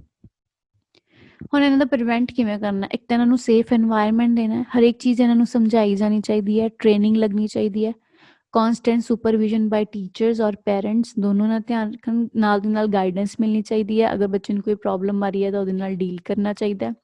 ਇਹਨਾਂ ਦੇ ਵਿੱਚ ਸੁਸਾਈਡ ਰੇਟਸ ਵੀ ਜ਼ਿਆਦਾ ਹੁੰਦੇ ਆ, ਅਤੇ ਐਜੂਕੇਸ਼ਨ, ਪ੍ਰੋਪਰ ਐਜੂਕੇਸ਼ਨ ਦੇਣੀ ਬਹੁਤ ਜ਼ਿਆਦਾ ਇੰਪੋਰਟੈਂਟ ਹੈ। ਸੋ ਨਰਸਿਸ ਔਰ GDA ਦਾ ਰੋਲ ਇਹਦੇ ਵਿੱਚ ਕੀ ਹੈ? ਇੱਕ ਤਾਂ ਟਾਈਮ ਕੀ ਹੈ? ਕੌਨਸਟੈਂਟ ਜਿਹੜੀ ਸੁਪਰਵਿਜ਼ਨ ਹੈ। ਫੋਰਥ ਥਾਟ ਚਾਹੀਦਾ, ਡਿਸਿਪਲਿਨ ਚਾਹੀਦਾ। ਫੋਰਥ ਥਾਟ ਕੀ ਹੈ? ਪਹਿਲਾਂ ਤੋਂ ਹੀ ਬਿਲੀਵ ਕਰਨਾ ਵੀ ਇਹ ਚੀਜ਼ ਅਸੀਂ ਨਹੀਂ ਕਰਨੀ, ਕਿਉਂਕਿ ਇਹ ਕਿਸ ਚੀਜ਼ ਨੂੰ ਰਿਸਕ ਦੇ ਸਕਦੀ ਹੈ, ਐਕਸੀਡੈਂਟਸ ਨੂੰ। ਬੱਚੇ 'ਤੇ ਸੁਪਰਵਿਜ਼ਨ ਵਾਸਤੇ ਪ੍ਰੋਪਰ ਟਾਈਮ ਦੇਣਾ ਚਾਹੀਦਾ। ਹਰ ਟਾਈਮ ਬੱਚੇ ਦੇ ਨਾਲ ਕੋਈ ਇੱਕ ਪਰਸਨ ਹੋਣਾ ਚਾਹੀਦਾ ਜੋ ਬੱਚੇ ਨੂੰ ਧਿਆਨ ਰੱਖ ਸਕੇ। ਡਿਸਿਪਲਿਨ ਕੀ ਹੈ? ਐਕਸੀਡੈਂਟਲ ਹੈਜ਼ਰਡਸ ਤੋਂ ਪ੍ਰੀਵੈਂਟ ਕਰਨ ਵਾਸਤੇ ਪਹਿਲਾਂ ਤੋਂ ਹੀ ਘਰ ਨੂੰ ਉਸ ਤਰ੍ਹਾਂ ਸੈੱਟ ਕੀਤਾ ਜਾਵੇ ਤਾਂ ਕਿ ਇਹ ਵਾਲੀਆਂ ਜਿਹੜੀਆਂ ਚੀਜ਼ਾਂ ਹੋਣ ਹੀ ਨਾ। So this is all about the role. ਤਾਂ ਹੁਣੇ ਆਪਾਂ ਪੜ੍ਹਿਆ ਚਿਲਡਰਨ ਦੇ ਵਿੱਚ ਇੰਜਰੀਜ਼ ਅਤੇ ਉਹਨਾਂ ਦੀ ਪ੍ਰੀਵੈਂਸ਼ਨ ਦੇ ਬਾਰੇ। ਤਾਂ ਆਪਣਾ ਨੈਕਸਟ ਟੌਪਿਕ ਹੈ ਆਪਰੇਸ਼ਨ ਥੀਏਟਰਸ, ਜਿਨ੍ਹਾਂ ਨੂੰ ਆਪਾਂ OT ਬੋਲਦੇ ਹਾਂ। ਤਾਂ first definition, it is a facility within the hospital where surgical operations are carried out in a sterile environment. ਉਹ ਏਰੀਆਜ਼ ਜਿਹਦੇ ਵਿੱਚ ਸਰਜਰੀਜ਼ ਹੁੰਦੀਆਂ, ਲੇਕਿਨ ਬਿਲਕੁਲ ਹੀ ਸਾਫ਼ ਵਾਤਾਵਰਨ ਦੇ ਵਿੱਚ, ਜਿਹੜੇ ਇੰਸਟਰੂਮੈਂਟਸ ਤੋਂ ਲੈ ਕੇ ਸਰਜਨਸ ਤੋਂ ਲੈ ਕੇ ਸਭ ਕੀ ਹੈ, ਸਟਰਾਈਲ ਹੁੰਦੇ ਆ। ਸੋ ਇਹਦੇ ਵਿੱਚ ਆਪਾਂ ਆਪਰੇਟਿੰਗ ਰੂਮ ਇਕਵਿਪਮੈਂਟ, ਕਿਹੜੀਆਂ ਚੀਜ਼ਾਂ ਰਿਕੁਆਇਰਡ ਹੁੰਦੀਆਂ, ਉਹ ਸਾਰਾ ਕੁਝ ਪੜ੍ਹਨਾ। ਸੋ ਫਸਟ ਇਜ਼ ਐਪਰਨ, ਜਿਹੜੇ ਕਿ ਬਲੱਡ ਸਟੇਨਸ ਵਗੈਰਾ ਤੋਂ ਪ੍ਰੋਟੈਕਟ ਕਰਦੇ ਆ। ਸੈਕਿੰਡ ਆਰ ਦ ਕੈਪਸ, ਜਿਹੜੇ ਕਿ ਹੇਅਰ ਨੂੰ ਕਵਰ ਕਰਦੇ ਆ। ਮਾਸਕ ਦੇਖ ਸਕਦੇ ਹੋ ਤੁਸੀਂ, ਜੋ ਲੋਅਰ ਫੇਸ 'ਤੇ ਕਵਰਿੰਗ ਮਾਊਥ ਐਂਡ ਨੋਜ਼ਿਸ। ਅੱਜ ਕੱਲ੍ਹ ਤਾਂ ਸਭ ਨੂੰ ਇਸ ਬਾਰੇ ਪਤਾ ਹੈ COVID-19 ਕਰਕੇ। So next is glasses over their eyes, ਤਾਂ ਕਿ ਆਈਜ਼ ਦੇ ਵਿੱਚ ਕੁਛ ਨਾ ਪਵੇ ਅਤੇ ਸਭ ਵਿਜ਼ੀਬਲ ਰਹੇ। ਸ਼ੂਜ਼ ਕਵਰ ਨੂੰ ਬੋਲਦੇ ਆ ਆਪਾਂ। ਸ਼ੂ ਕਵਰਸ ਹੁੰਦੇ ਆ ਜਾਂ ਸ਼ੂਜ਼ ਹੁੰਦੇ ਆ, ਇਹ ਜਿਹੜੇ ਆਪਾਂ ਪਾ ਕੇ ਆਉਣੇ ਹੁੰਦੇ ਆ। ਆਪਾਂ ਬਾਹਰਲੇ ਸ਼ੂਜ਼ ਅੰਦਰ ਨਹੀਂ ਲੈ ਕੇ ਜਾ ਸਕਦੇ OT ਦੇ ਵਿੱਚ, ਉਹਦੇ ਨਾਲ ਕੀ ਹੁੰਦਾ, ਇਨਫੈਕਸ਼ਨ ਅੰਦਰ ਜਾਂਦੀ ਹੈ ਬਾਹਰੋਂ ਹੌਸਪੀਟਲ ਦੇ ਅੰਦਰ। ਸਰਜੀਕਲ ਗਲਵਸ ਕੀ ਹੁੰਦੇ ਆ? ਪ੍ਰੀਵੈਂਟ ਕਰਦੇ ਆ contamination between doctor and patients. So next is operating table, ਉਹ ਟੇਬਲ ਜਿਹਦੇ ਉੱਤੇ ਆਪਰੇਟ ਕੀਤਾ ਜਾਂਦਾ ਸਰਜੀਕਲ ਆਪਰੇਸ਼ਨ ਦੇ ਟਾਈਮ। ਸਰਜੀਕਲ ਲਾਈਟਸ ਹੁੰਦੀਆਂ, ਇਹਨਾਂ ਦੀ ਲਾਈਟਸ ਦੀ ਜਿਹੜੀ ਸ਼ੈਡੋ ਨਹੀਂ ਪੈਂਦੀ ਸਰਜਰੀ ਦੇ ਦੌਰਾਨ, ਫਿਰ ਈਜ਼ੀਲੀ ਜਿਹੜੀਆਂ ਲਾਈਟਸ ਜਿਹੜੀਆਂ ਅਵੇਲੇਬਲ ਹੁੰਦੀਆਂ। ਮੋਨੀਟਰਸ ਹੁੰਦੇ ਆ, ਜਿਹੜੇ ਕਿ ਗਲੂਕੋਜ਼ ਮੋਨੀਟਰਿੰਗ ਹੋ ਗਈ ਜਾਂ ਫਿਰ ਸ਼ੂਗਰ ਮੋਨੀਟਰ ਹੋ ਗਿਆ, ਇਹ ਸਭ ਕੁਛ ਚੈੱਕ ਕਰਕੇ ਆਪਾਂ ਨੂੰ ਦੱਸਦੇ ਆ। ਕਾਰਡੀਅਕ ਮੋਨੀਟਰਸ 'ਤੇ ਆਪਣੀ ECG ਸ਼ੋ ਹੁੰਦੀ ਹੈ। ਪਲਸ ਆਕਸੀਮੀਟਰ 'ਤੇ ਆਪਾਂ ਤੁਸੀਂ ਦੇਖ ਸਕਦੇ ਹੋ ਆਕਸੀਜਨ ਸੈਚੂਰੇਸ਼ਨ, ਆਪਣੀ ਬੋਡੀ ਦੇ ਅੰਦਰ ਕਿੰਨੀ ਆਕਸੀਜਨ ਦੀ ਵੈਲਿਊ ਹੈ, ਆਪਾਂ ਨੂੰ ਉਹ ਪਤਾ ਲੱਗਦਾ ਹੈ। ਐਨਸਥੀਸੀਆ ਮਸ਼ੀਨ ਉਹ ਹੁੰਦੀ ਹੈ ਜਿਹਦੇ ਉੱਤੇ ਕੀ ਹੈ, ਐਨਸਥੀਸਿਸਟ ਕੀ ਹੈ, ਬੇਹੋਸ਼ੀ ਵਾਲਾ ਟੀਕਾ ਲਾਉਂਦੇ ਆ। ਇਹ ਐਨਸਥੀਸੀਆ ਰੂਮ ਜੋ ਅਲੱਗ ਤੋਂ ਬਣਿਆ ਹੁੰਦਾ। ਸਟਰਲਾਈਜੇਸ਼ਨ ਕੀ ਹੁੰਦੀ ਹੈ? ਸਟਰਲਾਈਜੇਸ਼ਨ ਹੁੰਦੀ ਹੈ ਵੀ ਮਾਈਕਰੋਬਸ ਨੂੰ ਅਤੇ ਸਪੋਰਸ ਨੂੰ ਰਿਮੂਵ ਕਰਨਾ ਕਿਸੇ ਵੀ ਵਧੀਆ ਚੀਜ਼ ਦੇ ਨਾਲ। ਇਹ ਥੋੜਾ ਐਕਸਪੈਂਸਿਵ ਮੈਥਡ ਹੁੰਦਾ ਹੈ, ਲੇਕਿਨ ਟਿਕਾਊ ਹੁੰਦਾ ਹੈ। ਇਹਦੇ ਨਾਲ ਕੀ ਹੈ, ਆਪਾਂ ਨੂੰ ਇਫੈਕਟਿਵ ਜਿਹੜੇ ਰਿਜ਼ਲਟਸ ਮਿਲਦੇ ਆ, ਜਿਹਦੇ ਨਾਲ ਇਨਫੈਕਸ਼ਨ ਨੂੰ ਆਪਾਂ ਰੋਕ ਸਕਦੇ ਹੁੰਦੇ ਹਾਂ। ਸੋ sterilisation and ਡੀਕੰਟੇਮੀਨੇਸ਼ਨ of surgical theatres, ਇਹਦੇ ਬੇਸਿਕ ਪ੍ਰਿੰਸੀਪਲ। ਸਾਫ਼ ਸਫਾਈ ਨੂੰ ਇੰਨਾ ਇੰਪੋਰਟੈਂਸ ਕਿਉਂ ਦਿੱਤੀ ਜਾਂਦੀ ਹੈ? ਇੱਕ ਤਾਂ ਡਸਟ ਤੇ ਆਰਗੈਨਿਕ ਮੈਟਰ ਨੂੰ ਕਲੀਨ ਕੀਤਾ ਜਾ ਸਕੇ। ਜਿੰਨੀ ਜ਼ਿਆਦਾ ਡਿਸਇਨਫੈਕਸ਼ਨ ਹੋਏਗੀ, ਉਨੀ ਹੀ ਜਿਹੜੇ ਨੰਬਰ ਆਫ ਮਾਈਕਰੋਬਸ ਹਸਪੀਟਲ ਦੇ ਜਾਂ OT ਦੇ ਦੌਰਾਨ ਜਿਹੜੇ ਘਟਣਗੇ। ਉਹਦੇ ਨਾਲ ਕੀ ਹੈ, ਜਿਹੜਾ ਸਟਾਫ ਹੈ ਉਹਦੇ ਇਨਫੈਕਟਡ ਹੋਣ ਦੇ ਜਿਹੜੇ ਚਾਂਸਸ ਉਹ ਨਹੀਂ ਘਟਦੇ ਆ। That's why sterilization and decontamination is important. Next is what is wrong with our practices. ਜਿਹੜੇ ਆਪਾਂ ਡਿਸਇਨਫੈਕਟੈਂਟਸ ਯੂਜ਼ ਕਰਦੇ ਹਾਂ ਉਹ ਇਨਡਿਸਕ੍ਰਿਮੀਨੇਟਲੀ ਯੂਜ਼ ਕਰਦੇ ਹਾਂ। ਜਿੱਥੇ ਲੋੜ ਹੈ ਜ਼ਿਆਦਾ ਉੱਥੋਂ ਘੱਟ ਹੋ ਰਿਹਾ ਹੈ। ਅਨਨੈਸੈਸਰੀਲੀ ਜਿਹੜੇ ਹੈ ਉਹਦੀ ਵਰਤੋਂ ਕੀਤੀ ਜਾ ਰਹੀ ਹੈ। ਜੋ ਐਡਿਕੁਏਟ ਹੈ ਉਹਨਾਂ ਵੱਲ ਕੰਸਨਟ੍ਰੇਸ਼ਨ ਨਹੀਂ ਦਿੱਤੀ ਜਾ ਰਹੀ, ਜਾਂ ਕੁਛ ਆਪਣੀਆਂ ਇਕਨੋਮਿਕ ਸਿਚੁਏਸ਼ਨਸ ਹੈਗੀਆਂ ਵੀ ਹਸਪੀਟਲ ਦੀ ਹਾਲਤ ਕਿਹੋ ਜਿਹੀ ਹੈ ਉਹਦੇ ਨਾਲ ਵੀ ਸਫਰ ਕਰਦਾ ਹੈ ਵੀ ਆਪਾਂ ਕਿੰਨੀ ਚੀਜ਼ ਆਰਡਰ ਕਰ ਸਕਦੇ ਹਾਂ ਅਤੇ ਕਿੰਨੀ ਆਪਾਂ ਉਹਨੂੰ ਯੂਜ਼ ਕਰ ਸਕਦੇ ਹਾਂ, ਅਤੇ ਆਪਣੀ ਪੇਸ਼ੈਂਟਸ ਦੀ ਅਵੇਲੇਬਿਲਿਟੀ 'ਤੇ ਵੀ ਜਿਹੜਾ ਹੈ ਡਿਪੈਂਡ ਕਰਦਾ ਹੈ। ਬੇਸਿਕ ਕੇਅਰ ਆਫ OT ਦੇ ਵਿੱਚ ਕੀ ਹੈ, ਫਲੋਰ ਨੂੰ ਕਲੀਨ ਰੱਖਣਾ, ਜਿਹੜੇ ਮੋਪਸ ਹੈ ਉਹ ਡਰਾਈ ਹੋਣੇ ਚਾਹੀਦੇ ਆ। ਤੁਸੀਂ ਕਦੇ ਵੀ ਕੋਈ ਵੀ ਸਪਿਲ ਹੈ, ਕੋਈ ਵੀ ਬਲੱਡ ਦੀ ਡ੍ਰੌਪ ਥੱਲੇ ਡਿੱਗੀ ਹੈ ਜਾਂ ਕੋਈ ਬੋਡੀ ਦੇ ਅੰਦਰ ਫਲੂਇਡ ਨੀਚੇ ਡਿੱਗਿਆ, ਡਾਇਰੈਕਟ ਉਹਦੇ 'ਤੇ ਕਦੇ ਵੀ ਪੋਚਾ ਨਹੀਂ ਯੂਜ਼ ਕਰਦੇ। ਜੋ ਹਾਊਸਕੀਪਿੰਗ ਸਟਾਫ ਹੁੰਦਾ ਉਹ ਕੀ ਕਰੇਗਾ, ਪਹਿਲਾਂ ਉਹਦੇ ਉੱਤੇ ਨੈਪਕਿਨ ਰੱਖ ਕੇ ਜਾਂ ਇੱਕ ਟਿਸ਼ੂ ਆਉਂਦਾ ਉਹਨੂੰ ਉੱਤੇ ਰੱਖ ਕੇ ਪਹਿਲਾਂ ਉਹਨੂੰ ਸੋਕ ਕਰਨਗੇ, ਉਸ ਤੋਂ ਬਾਅਦ ਉਹਨੂੰ ਚੱਕਣਗੇ, ਉਹਦੇ ਉੱਤੇ ਫਿਰ ਕੀ ਹੈ ਜਿਹੜਾ ਸੋਲਿਊਸ਼ਨ ਪਾਉਣਗੇ। ਸੋਲਿਊਸ਼ਨ ਪਾਉਣ ਤੋਂ ਬਾਅਦ ਉਹਨੂੰ ਡੀਕੰਟੈਮੀਨੇਟ ਕਰਨ ਤੋਂ ਬਾਅਦ ਜਦੋਂ ਪੂਰੀ ਤਰ੍ਹਾਂ ਸਟਰਾਈਲ ਹੋ ਜਾਏਗਾ, ਉਸ ਤੋਂ ਬਾਅਦ ਕੀ ਉਹਨੂੰ ਮੋਪ ਦੇ ਨਾਲ ਜਿਹੜਾ ਹੈ ਕਲੀਨ ਕਰਨਗੇ। Do not use chemicals, use only when contaminated with blood and body fluids. ਜਦੋਂ ਬਲੱਡ ਜਾਂ ਬੋਡੀ ਫਲੂਇਡਸ ਨਾਲ ਕੰਟੈਮੀਨੇਟਡ ਹੋਏਗਾ, ਗੰਦਾ ਹੋਏਗਾ, ਸਿਰਫ ਉਦੋਂ ਹੀ ਕੈਮੀਕਲਸ ਨੂੰ ਯੂਜ਼ ਕਰਨਾ ਹੈ। ਸੋ ਇਹਦੇ ਵਿੱਚ handling of air in OT ਹੁੰਦਾ। ਇਹਦੇ ਵਿੱਚ ਕੀ ਹੈ, ਨੈਗੇਟਿਵ ਤੇ ਪੋਜ਼ਿਟਿਵ ਪ੍ਰੈਸ਼ਰ ਹੁੰਦਾ। ਜੋ ਹਾਈਲੀ ਜੋ ਫੈਲਣ ਵਾਲੀਆਂ ਚੀਜ਼ਾਂ ਹੁੰਦੀਆਂ, ਜੋ ਕਮਿਊਨੀਕੇਬਲ ਡਿਜ਼ੀਜ਼ਸ ਹੁੰਦੀਆਂ, ਉਹਨਾਂ ਦੇ ਵਿੱਚ ਕੀ ਹੋਏਗਾ, ਹਾਈ ਪ੍ਰੈਸ਼ਰ ਨੈਗੇਟਿਵ ਪ੍ਰੈਸ਼ਰ ਹੋਏਗਾ ਉਸ ਏਰੀਆ ਦੇ ਜਾਂ ਉਸ ਰੂਮ ਦੇ ਅੰਦਰ। ਉਹਦੇ ਨਾਲ ਕੀ ਹੋਏਗਾ, ਜੋ ਵੀ ਇਨਫੈਕਸ਼ਨ ਹੈ ਉਹ ਸਿਰਫ ਰੂਮ ਤੱਕ ਰਹੇਗੀ, ਉਹ ਬਾਹਰ ਨਹੀਂ ਆਏਗੀ। ਜਦੋਂ ਆਪਾਂ ਡੋਰ ਨੂੰ ਓਪਨ ਕਰਾਂਗੇ ਤਾਂ ਉਹਦੇ ਨਾਲ ਕੀ ਹੈ, ਜਿਹੜਾ ਆਪਣਾ ਬਾਹਰਲਾ ਇਨਵਾਇਰਮੈਂਟ ਹੈ ਉਹ ਕਲੀਨ ਰਹੇਗਾ। ਤੇ ਕੁਛ ਇਸ ਤਰ੍ਹਾਂ ਪ੍ਰੈਸ਼ਰ ਵਾਲੇ ਰੂਮ ਹੁੰਦੇ ਆ, ਜਿਹੜੀ ਬਾਹਰਲੀ ਇਨਫੈਕਸ਼ਨ ਹੈ ਜਾਂ ਬਾਹਰਲਾ ਜੋ ਇਨਵਾਇਰਮੈਂਟ ਆ ਉਸ ਰੂਮ ਦੇ ਆਪਾਂ ਅੰਦਰ ਨਹੀਂ ਲੈ ਕੇ ਜਾ ਸਕਦੇ, ਤਾਂ ਉਹ ਏਅਰ ਪ੍ਰੈਸ਼ਰ ਜਿਹੜੇ ਹੁੰਦੇ ਆ ਉਹਨਾਂ 'ਤੇ ਡਿਪੈਂਡ ਕਰਦਾ। ਤਾਂ ਜੋ ਆਪਣੇ ਆਪਰੇਸ਼ਨ ਥੀਏਟਰਸ ਹੈ ਮੋਸਟਲੀ ਉਹ ਜਿਹੜੇ ਨੈਗੇਟਿਵ ਏਅਰ ਪ੍ਰੈਸ਼ਰ 'ਤੇ ਕੰਮ ਕਰਦੇ ਆ, ਜਿਹਦੇ ਨਾਲ ਕੀ ਹੈ ਇਨਵਾਇਰਮੈਂਟ ਹੈ ਪ੍ਰੋਪਰ ਕਲੀਨ ਰਹਿੰਦਾ। ਤਾਂ ਹੈਂਡ ਵਾਸ਼ਿੰਗ ਸਭ ਤੋਂ ਇੰਪੋਰਟੈਂਟ ਪਾਰਟ ਹੈ। ਤਾਂ ਸਰਜੀਕਲ ਹੈਂਡ ਵਾਸ਼ਿੰਗ ਹੈ ਜਿਹੜੀ 10 ਤੋਂ 15 ਮਿੰਟ ਤੱਕ ਕੀਤੀ ਜਾਂਦੀ ਹੈ। ਹੈਂਡਸ ਨੂੰ ਤੁਸੀਂ ਆਪਣੇ ਚੈਸਟ ਤੱਕ ਲੈ ਕੇ ਆਉਂਦੇ ਹੋ ਅਤੇ ਉਹਨੂੰ ਕਲੀਨ ਕਰਦੇ ਹੋ ਸੋਪ ਨਾਲ ਅਤੇ ਵਾਟਰ ਨਾਲ ਜਾਂ ਕਿਸੇ ਵੀ ਐਂਟੀਸੈਪਟਿਕ ਦੇ ਨਾਲ। Planning and management of hospital laundry ਬਹੁਤ ਹੀ ਜ਼ਿਆਦਾ ਇੰਪੋਰਟੈਂਟ ਹੈ। ਕਲੀਨ ਹੋਣੀ ਚਾਹੀਦੀ ਹੈ, ਲਿਨਨ ਵਾਸ਼ਡ ਹੋਣੇ ਚਾਹੀਦੇ ਹੈ, ਜਿਹੜੀ ਚੀਜ਼ ਨੂੰ ਸਟਰਾਈਲ ਕਰਨਾ ਉਹ ਸਟਰਾਈਲ ਹੋਣੀ ਚਾਹੀਦੀ ਹੈ, ਸਪਲਾਈ ਰੈਗੂਲਰ ਬੇਸਿਸ 'ਤੇ ਹੋਣੀ ਚਾਹੀਦੀ ਹੈ, ਅਤੇ ਸਟੈਪਸ ਕੰਪਲੀਟ ਹੋਣੇ ਚਾਹੀਦੇ ਆ। ਕ੍ਰਾਸ ਇਨਫੈਕਸ਼ਨ ਦੇ ਵਾਸਤੇ ਕਿਸੇ ਦੀ ਯੂਜ਼ ਕੀਤੀ ਹੋਈ ਯੂਨੀਫਾਰਮ ਜਾਂ ਇਕਵਿਪਮੈਂਟਸ ਨੂੰ ਆਪਾਂ ਯੂਜ਼ ਨਹੀਂ ਕਰ ਸਕਦੇ। ਸੋ ਨੈਕਸਟ ਇਜ਼ ਪੈਰੀ operative, the time span that includes preparation for the process and recovery. ਕੋਈ ਆਪਣੇ ਕੋਲ ਪੇਸ਼ੈਂਟ ਸਰਜਰੀ ਵਾਸਤੇ ਆਇਆ, ਉਹਦੇ ਤੋਂ ਪਹਿਲਾਂ ਜਿਹੜੀ ਉਹਨੂੰ ਆਪਾਂ ਕੇਅਰ ਦਿੰਦੇ ਹਾਂ ਉਹਨੂੰ ਆਪਾਂ ਪੈਰੀ ਜਾਂ ਪ੍ਰੀ ਆਪਰੇਟਿਵ ਮਤਲਬ ਬਿਫੋਰ ਸਰਜਰੀ। ਪ੍ਰੀ ਦਾ ਮਤਲਬ ਬਿਫੋਰ, ਆਪਰੇਟਿਵ ਦਾ ਮਤਲਬ ਸਰਜਰੀ ਜਿਹੜੀ ਆਪਾਂ ਕੇਅਰ ਦਿੰਦੇ ਹਾਂ ਉਹਨੂੰ ਆਪਾਂ ਪੈਰੀ ਆਪਰੇਟਿਵ ਕੇਅਰ ਬੋਲਦੇ ਹਾਂ, ਪ੍ਰੀ ਆਪਰੇਟਿਵ ਬੋਲਦੇ ਹਾਂ। ਇਹਦੇ ਵਿੱਚ ਆਪਾਂ ਸਭ ਤੋਂ ਪਹਿਲਾਂ ਪ੍ਰੀ op ਮੋਡ ਦੇ ਵਿੱਚ ਆਪਾਂ ਨੂੰ ਪਤਾ ਹੋਣਾ ਚਾਹੀਦਾ ਆਪਣਾ ਪੇਸ਼ੈਂਟ ਕੌਣ ਹੈ, ਕੀ ਉਹਦੀ ਕੰਡੀਸ਼ਨ ਹੈ, ਕਾਹਦੀ ਉਹਦੀ ਸਰਜਰੀ ਹੋਈ ਜਾਂਦੀ ਹੈ। ਉਹਦੇ ਵਿੱਚ ਆਪਾਂ ਦਾ ਰਿਕਾਰਡ ਰੱਖਾਂਗੇ, ਜਵੈਲਰੀਜ਼ ਨੂੰ ਰਿਮੂਵ ਕਰਾਂਗੇ, ਨੇਲ ਪੋਲਿਸ਼ ਰਿਮੂਵ ਕਰਾਂਗੇ, ਡੈਂਚਰਸ ਵਗੈਰਾ ਕੋਈ ਲੱਗੇ ਹੋਏ ਆ ਉਹਦੇ ਬਾਰੇ ਇਨਫੋਰਮੇਸ਼ਨ ਲਵਾਂਗੇ। ਉਹਨੂੰ ਇੱਕ ਦਿਨ ਪਹਿਲਾਂ ਰਾਤ ਨੂੰ ਕਹਿ ਦਿੱਤਾ ਜਾਊਗਾ ਵੀ ਉਹਨੇ ਕੁਛ ਖਾਣਾ ਨਹੀਂ। ਫਿਰ ਸਕਿਨ ਪ੍ਰੈਪ ਕੀਤੀ ਜਾਏਗੀ। ਜੇ ਉਹ ਸਕਿਨ ਦੇ ਉੱਤੇ ਹੇਅਰ ਹੈ ਤਾਂ ਉਹ ਸਾਈਡ 'ਤੇ ਸਰਜਰੀ ਹੋਣੀ ਹੈ, ਉਹ ਸਕਿਨ ਹੇਅਰਸ ਨੂੰ ਰਿਮੂਵ ਕੀਤਾ ਜਾਂਦਾ। IDs ਲਈ ਜਾਂਦੀਆਂ, ਫੈਮਿਲੀ ਚੈੱਕ ਕੀਤੀ ਜਾਂਦੀ ਹੈ ਵੀ ਕੌਣ ਹੈਗਾ, ਜੋ ਨੈਸੈਸਰੀ ਸਮਾਨ ਹੈ ਉਹ ਮੰਗਾਇਆ ਜਾਂਦਾ। ਇੱਕ ਚਾਰਟ ਪ੍ਰਿਪੇਅਰ ਕੀਤਾ ਜਾਂਦਾ, ਇੱਕ ਕੰਸੈਂਟ ਲਿਆ ਜਾਂਦਾ। ਕੰਸੈਂਟ ਦੇ ਵਿੱਚ ਕੀ ਹੁੰਦਾ, ਉਹਨਾਂ ਵਿੱਚੋਂ ਹਾਜ਼ਰੀ ਲਈ ਜਾਂਦੀ ਹੈ ਕਿ ਉਹਨਾਂ ਨੇ ਆਪਣੀ ਮਰਜ਼ੀ ਨਾਲ ਇਹ ਸਰਜਰੀ ਕਰਵਾਈ ਹੋਈ ਹੈ। ਜੋ ਇਹ ਕੰਸੈਂਟ ਹੈ ਉਹ ਸਿਰਫ ਡਾਕਟਰ ਲੈ ਸਕਦਾ, ਹੋਰ ਕੋਈ ਵੀ ਸਟਾਫ ਹੈ ਜਿਹੜਾ ਉਹ ਕੰਸੈਂਟ 'ਤੇ ਸਾਈਨ ਨਹੀਂ ਕਰਵਾ ਸਕਦਾ। ਲੇਕਿਨ ਡਾਕਟਰ ਨੂੰ ਯਾਦ ਕਰਵਾਉਣਾ ਕਿ ਕੰਸੈਂਟ ਪੈਂਡਿੰਗ ਹੈ ਤੇ ਉਹਦੇ ਵਿੱਚ ਅਸਿਸਟੈਂਸ ਦੇਣੀ ਉਹ ਕਿਹਦਾ ਕੰਮ ਹੈ, ਨਰਸਿੰਗ ਜਾਂ GDA ਦੀ ਰਿਸਪੌਂਸਿਬਿਲਟੀ ਹੁੰਦੀ ਹੈ। ਹੋਰ ਨਰਸਿੰਗ ਦੇ ਵਿੱਚ ਆਪਾਂ ਉਹਨਾਂ ਨੂੰ ਐਜੂਕੇਸ਼ਨ ਦੀ ਹੈ, ਜਿਹੜਾ ਵੀ ਪੇਸ਼ੈਂਟ ਆਪਣੇ ਕੋਲ ਆਏਗਾ ਉਹਨੂੰ ਡਰ ਹੋਏਗਾ ਕਿਉਂਕਿ ਉਹਦੀ ਸਰਜਰੀ ਹੈ, ਤਾਂ ਆਪਾਂ ਨੂੰ ਨਰਸਿੰਗ ਕੇਅਰ ਪਲਾਨ ਨਾਲ ਉਹਨਾਂ ਨੂੰ ਗਾਈਡ ਕਰਨਾ, ਤਾਂ ਉਹਨਾਂ ਨੂੰ ਨੌਲੇਜ ਦੇਣੀ ਹੈ ਤੇ ਪ੍ਰੀ ਆਪਰੇਟਿਵ ਤੇ ਪੋਸਟ ਆਪਰੇਟਿਵ ਪ੍ਰੋਸੀਜਰ ਬਾਰੇ ਪੂਰਾ ਦੱਸਣਾ। ਨਰਸਿੰਗ ਕੰਸੀਡਰੇਸ਼ਨ ਦੇ ਵਿੱਚ ਉਹਦੇ ਵਿੱਚ ਕੀ ਹੈ, ਅਸੈਸਮੈਂਟ ਕੀਤੀ ਜਾਊਗੀ, ਜੋ ਵੀ ਡਾਕਟਰ ਨੇ ਆਪਾਂ ਨੂੰ ਕੰਮ ਕਰਨ ਨੂੰ ਕਿਹਾ ਉਹ ਕੀਤਾ ਜਾਏਗਾ। ਵਾਈਟਲ ਸਾਈਨਸ ਚੈੱਕ ਕੀਤੇ ਜਾਣਗੇ, ਪੇਸ਼ੈਂਟ ਦਾ temperature, BP, blood sugar, pH level body ਦਾ, ਇਹ ਸਭ ਕੁਝ ਚੈੱਕ ਕੀਤਾ ਜਾਵੇਗਾ। ਹਾਈਪੋਗਲਾਈਸੈਮਿਕ ਕਲਾਇੰਟ ਤਾਂ ਨਹੀਂ ਹੈਗਾ, ਉਹਨੂੰ ਸਿਰ ਦਰਦ ਤਾਂ ਨਹੀਂ ਹੋ ਰਿਹਾ, ਠੀਕ ਹੈ। ਇਹ ਸਭ ਕੁਝ ਚੈੱਕ ਕਰਨ ਤੋਂ ਬਾਅਦ ਹੀ ਹੈ ਜਿਹੜੀ ਪੇਸ਼ੈਂਟ ਨੂੰ ਸਰਜਰੀ ਦੇ ਵਿੱਚ ਲੈ ਕੇ ਜਾਇਆ ਜਾਏਗਾ। ਸੋ ਇਸ ਤੋਂ ਬਾਅਦ ਆਪਾਂ ਪੇਸ਼ੈਂਟ ਨੂੰ ਲੈ ਕੇ ਜਾਂਦੇ ਹਾਂ ਐਨਸਥੀਸੀਆ ਰੂਮ ਦੇ ਵਿੱਚ, ਜਿੱਥੇ ਉਹਨਾਂ ਦੇ ਬੇਹੋਸ਼ੀ ਵਾਲੇ ਟੀਕੇ ਲੱਗਦੇ ਆ। ਇਹਦੇ ਵਿੱਚ IV ਲੱਗਣਗੇ, ਜਾਂ ਤਾਂ ਨਾੜਾਂ ਦੇ ਵਿੱਚ ਟੀਕਾ ਲੱਗੇਗਾ, ਜਾਂ ਆਪਾਂ ਰੈਕਟਲੀ ਦਿੰਦੇ ਹਾਂ, ਜਾਂ ਫਿਰ ਇਨਹੇਲ ਕਰਾ ਕੇ। ਦੋ ਤਰ੍ਹਾਂ ਦੇ ਐਨਸਥੀਸੀਆਜ਼ ਹੁੰਦੇ ਆ, ਲੋਕਲ ਹੁੰਦੇ ਆ। ਲੋਕਲ ਦੇ ਵਿੱਚ ਕੀ ਹੈ, ਸਪੈਸੀਫਿਕ ਬੋਡੀ ਪਾਰਟ ਦੇ ਵਿੱਚ ਉਹਨੂੰ ਦਿੱਤਾ ਜਾਵੇ, ਜਿਵੇਂ ਕਿ ਆਪਣੇ ਦੰਦ ਦੇ ਵਿੱਚ ਦਰਦ ਹੋ ਰਿਹਾ ਤਾਂ ਜਿਹੜੇ ਦੰਦ ਆਪਾਂ ਆਪਰੇਟ ਕਰਨਾ ਉਹਦੇ ਆਸੇ ਪਾਸੇ ਟੀਕਾ ਲਾਣਾ, ਉਹਨੂੰ ਆਪਾਂ ਕੀ ਬੋਲਾਂਗੇ, ਲੋਕਲ ਐਨਸਥੀਸੀਆ। ਦੂਸਰਾ ਫੁੱਲ ਬੋਡੀ ਐਨਸਥੀਸੀਆ ਦੇ ਵਿੱਚ ਕੀ ਹੋਏਗਾ, ਉਹਦੇ ਨਾਲ ਆਪਣੀ ਉਹ ਇੰਜੈਕਸ਼ਨ ਲਾਉਣ ਤੋਂ ਬਾਅਦ ਜਿਹੜੀ ਆਪਣੀ ਪੂਰੀ ਬੋਡੀ ਹੈ ਉਹ ਸੁੰਨ ਰਹਿੰਦੀ ਹੈ, ਉਹ ਫੁੱਲ ਬੋਡੀ ਐਨਸਥੀਸੀਆ ਹੋਏਗਾ। ਪ੍ਰੀ ਆਪਰੇਟਿਵ ਨਰਸਿੰਗ ਕੇਅਰ ਦੇ ਵਿੱਚ ਆਪਾਂ ਜੋ ਵੀ ਕੰਮ ਕਰ ਰਹੇ ਹਾਂ ਉਹ ਨਾਲ ਦੀ ਨਾਲ ਸਰਜਨ ਨੂੰ, ਐਨਸਥੀਸੀਓਲੋਜਿਸਟ ਨੂੰ ਇਨਫੋਰਮ ਕੀਤਾ ਜਾਵੇ। ਆਪਾਂ ਉਹਨਾਂ ਦੇ ਆਰਡਰਸ ਚੈੱਕ ਕਰਦੇ ਹਾਂ, ਜਿਹੜੀਆਂ ਮੈਡੀਸਿਨ ਉਹਨਾਂ ਨੇ ਕਹੀਆਂ ਆਪਾਂ ਉਹੀ ਲਿਖਾਂਗੇ। ਬਾਕੀ ਜੋ oxygen, food, water, elimination, sleep, ਇਹ ਸਭ ਕੁਛ ਆਪਾਂ ਦੇਖਾਂਗੇ। ਆਰਗੇਨਾਈਜ਼ਿੰਗ, ਟੀਚਿੰਗ, ਉਹਨਾਂ ਨੂੰ ਪ੍ਰੋਸੀਜਰ ਐਕਸਪਲੇਨ ਕੀਤਾ ਜਾਊਗਾ ਕੀ ਹੁੰਦਾ। ਉਹਨਾਂ ਨੂੰ ਦੱਸਿਆ ਜਾਏਗਾ ਤੁਸੀਂ ਉਸ ਤੋਂ ਪਹਿਲਾਂ ਕੀ ਕਰਕੇ ਰੱਖਣਾ ਹੈ। ਜੇ ਉਹਨਾਂ ਨੂੰ ਕੋਈ ਸਰਜੀਕਲ ਫੀਅਰ ਹੈ ਤਾਂ ਉਹਨੂੰ ਠੀਕ ਕੀਤਾ ਜਾਏਗਾ। ਜਿਹੜਾ ਪ੍ਰੀ ਸਿਡੇਸ਼ਨ ਮੈਡੀਕੇਸ਼ਨਸ ਹੈ ਉਹ ਦਿੱਤੀਆਂ ਜਾਣਗੀਆਂ ਸੁੰਨ ਕਰਨ ਤੋਂ ਪਹਿਲਾਂ, ਜਿਹੜੀਆਂ ਦਵਾਈਆਂ ਦੀ ਉਹਨਾਂ ਨੂੰ ਲੋੜ ਹੈ।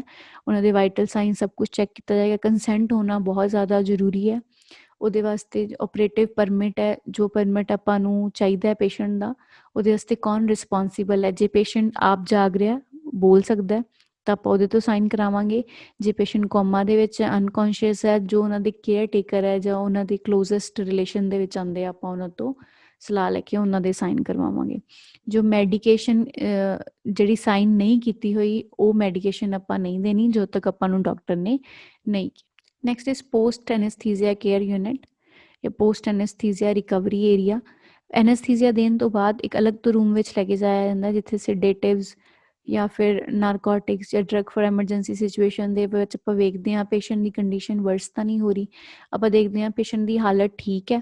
ਉਸ ਤੋਂ ਬਾਅਦ ਆਪਾਂ ਜਿਹੜੀ ਸਰਜਰੀ ਵਾਸਤੇ ਉਹਨੂੰ ਪੋਸਟ ਆਪਰੇਟਿਵ ਰੂਮ ਦੇ ਵਿੱਚ ਲੈ ਕੇ ਜਾਂਦੇ ਹਾਂ। ਇਹਦੇ ਵਿੱਚ ਕਾਫੀ ਚਾਂਸਿਸ ਹੋ ਸਕਦੇ ਆ ਪੇਸ਼ੈਂਟ ਦਾ BP ਘੱਟ ਜਾਵੇ, ਪਲਸ ਵੱਧ ਜਾਵੇ, ਪਲਸ ਘੱਟ ਜਾਵੇ, ਪੇਸ਼ੈਂਟ ਨੂੰ ਐਨਜ਼ਾਈਟੀ ਹੋਣ ਲੱਗ ਜਾਵੇ, ਐਨਸਥੀਸੀਆ ਤੋਂ ਬਾਅਦ ਸਾਹ ਲੈਣ ਦੇ ਵਿੱਚ ਤਕਲੀਫ ਹੋਣ ਲੱਗੇ, ਹੱਥ ਪੈਰ ਠੰਡੇ ਪੈਣ ਲੱਗ ਜਾਣ, ਕੋਈ ਪੇਨ ਹੋਣ ਲੱਗ ਜੇ, ਕੋਈ ਸਿਰ ਦਰਦ ਹੋਣ ਲੱਗ ਜੇ, ਆਕਸੀਜਨ ਸੈਚੂਰੇਸ਼ਨ ਘੱਟ ਜਾਵੇ, ਠੀਕ ਹੈ। ਇਹ ਸਾਰੀਆਂ ਚੀਜ਼ਾਂ ਨੂੰ ਚੈੱਕ ਕਰਨ ਤੋਂ ਬਾਅਦ ਹੀ ਆਪਾਂ ਕੀ ਹੈ ਜਿਹੜਾ ਪੇਸ਼ੈਂਟ ਨੂੰ ਆਪਾਂ ਉੱਥੇ ਲੈ ਕੇ ਜਾਵਾਂਗੇ ਪੋਸਟ ਆਪਰੇਟਿਵ ਰੂਮ ਦੇ ਵਿੱਚ। ਬਾਕੀ surgical dressing, sand bags, warm blanket, extra pillows, ਇਹ ਸਾਰੀਆਂ ਜਿਹੜੀਆਂ ਆਈਟਮਸ ਹੈ ਆਪਾਂ ਪਹਿਲਾਂ ਤੋਂ ਹੀ ਤਿਆਰ ਰੱਖਾਂਗੇ।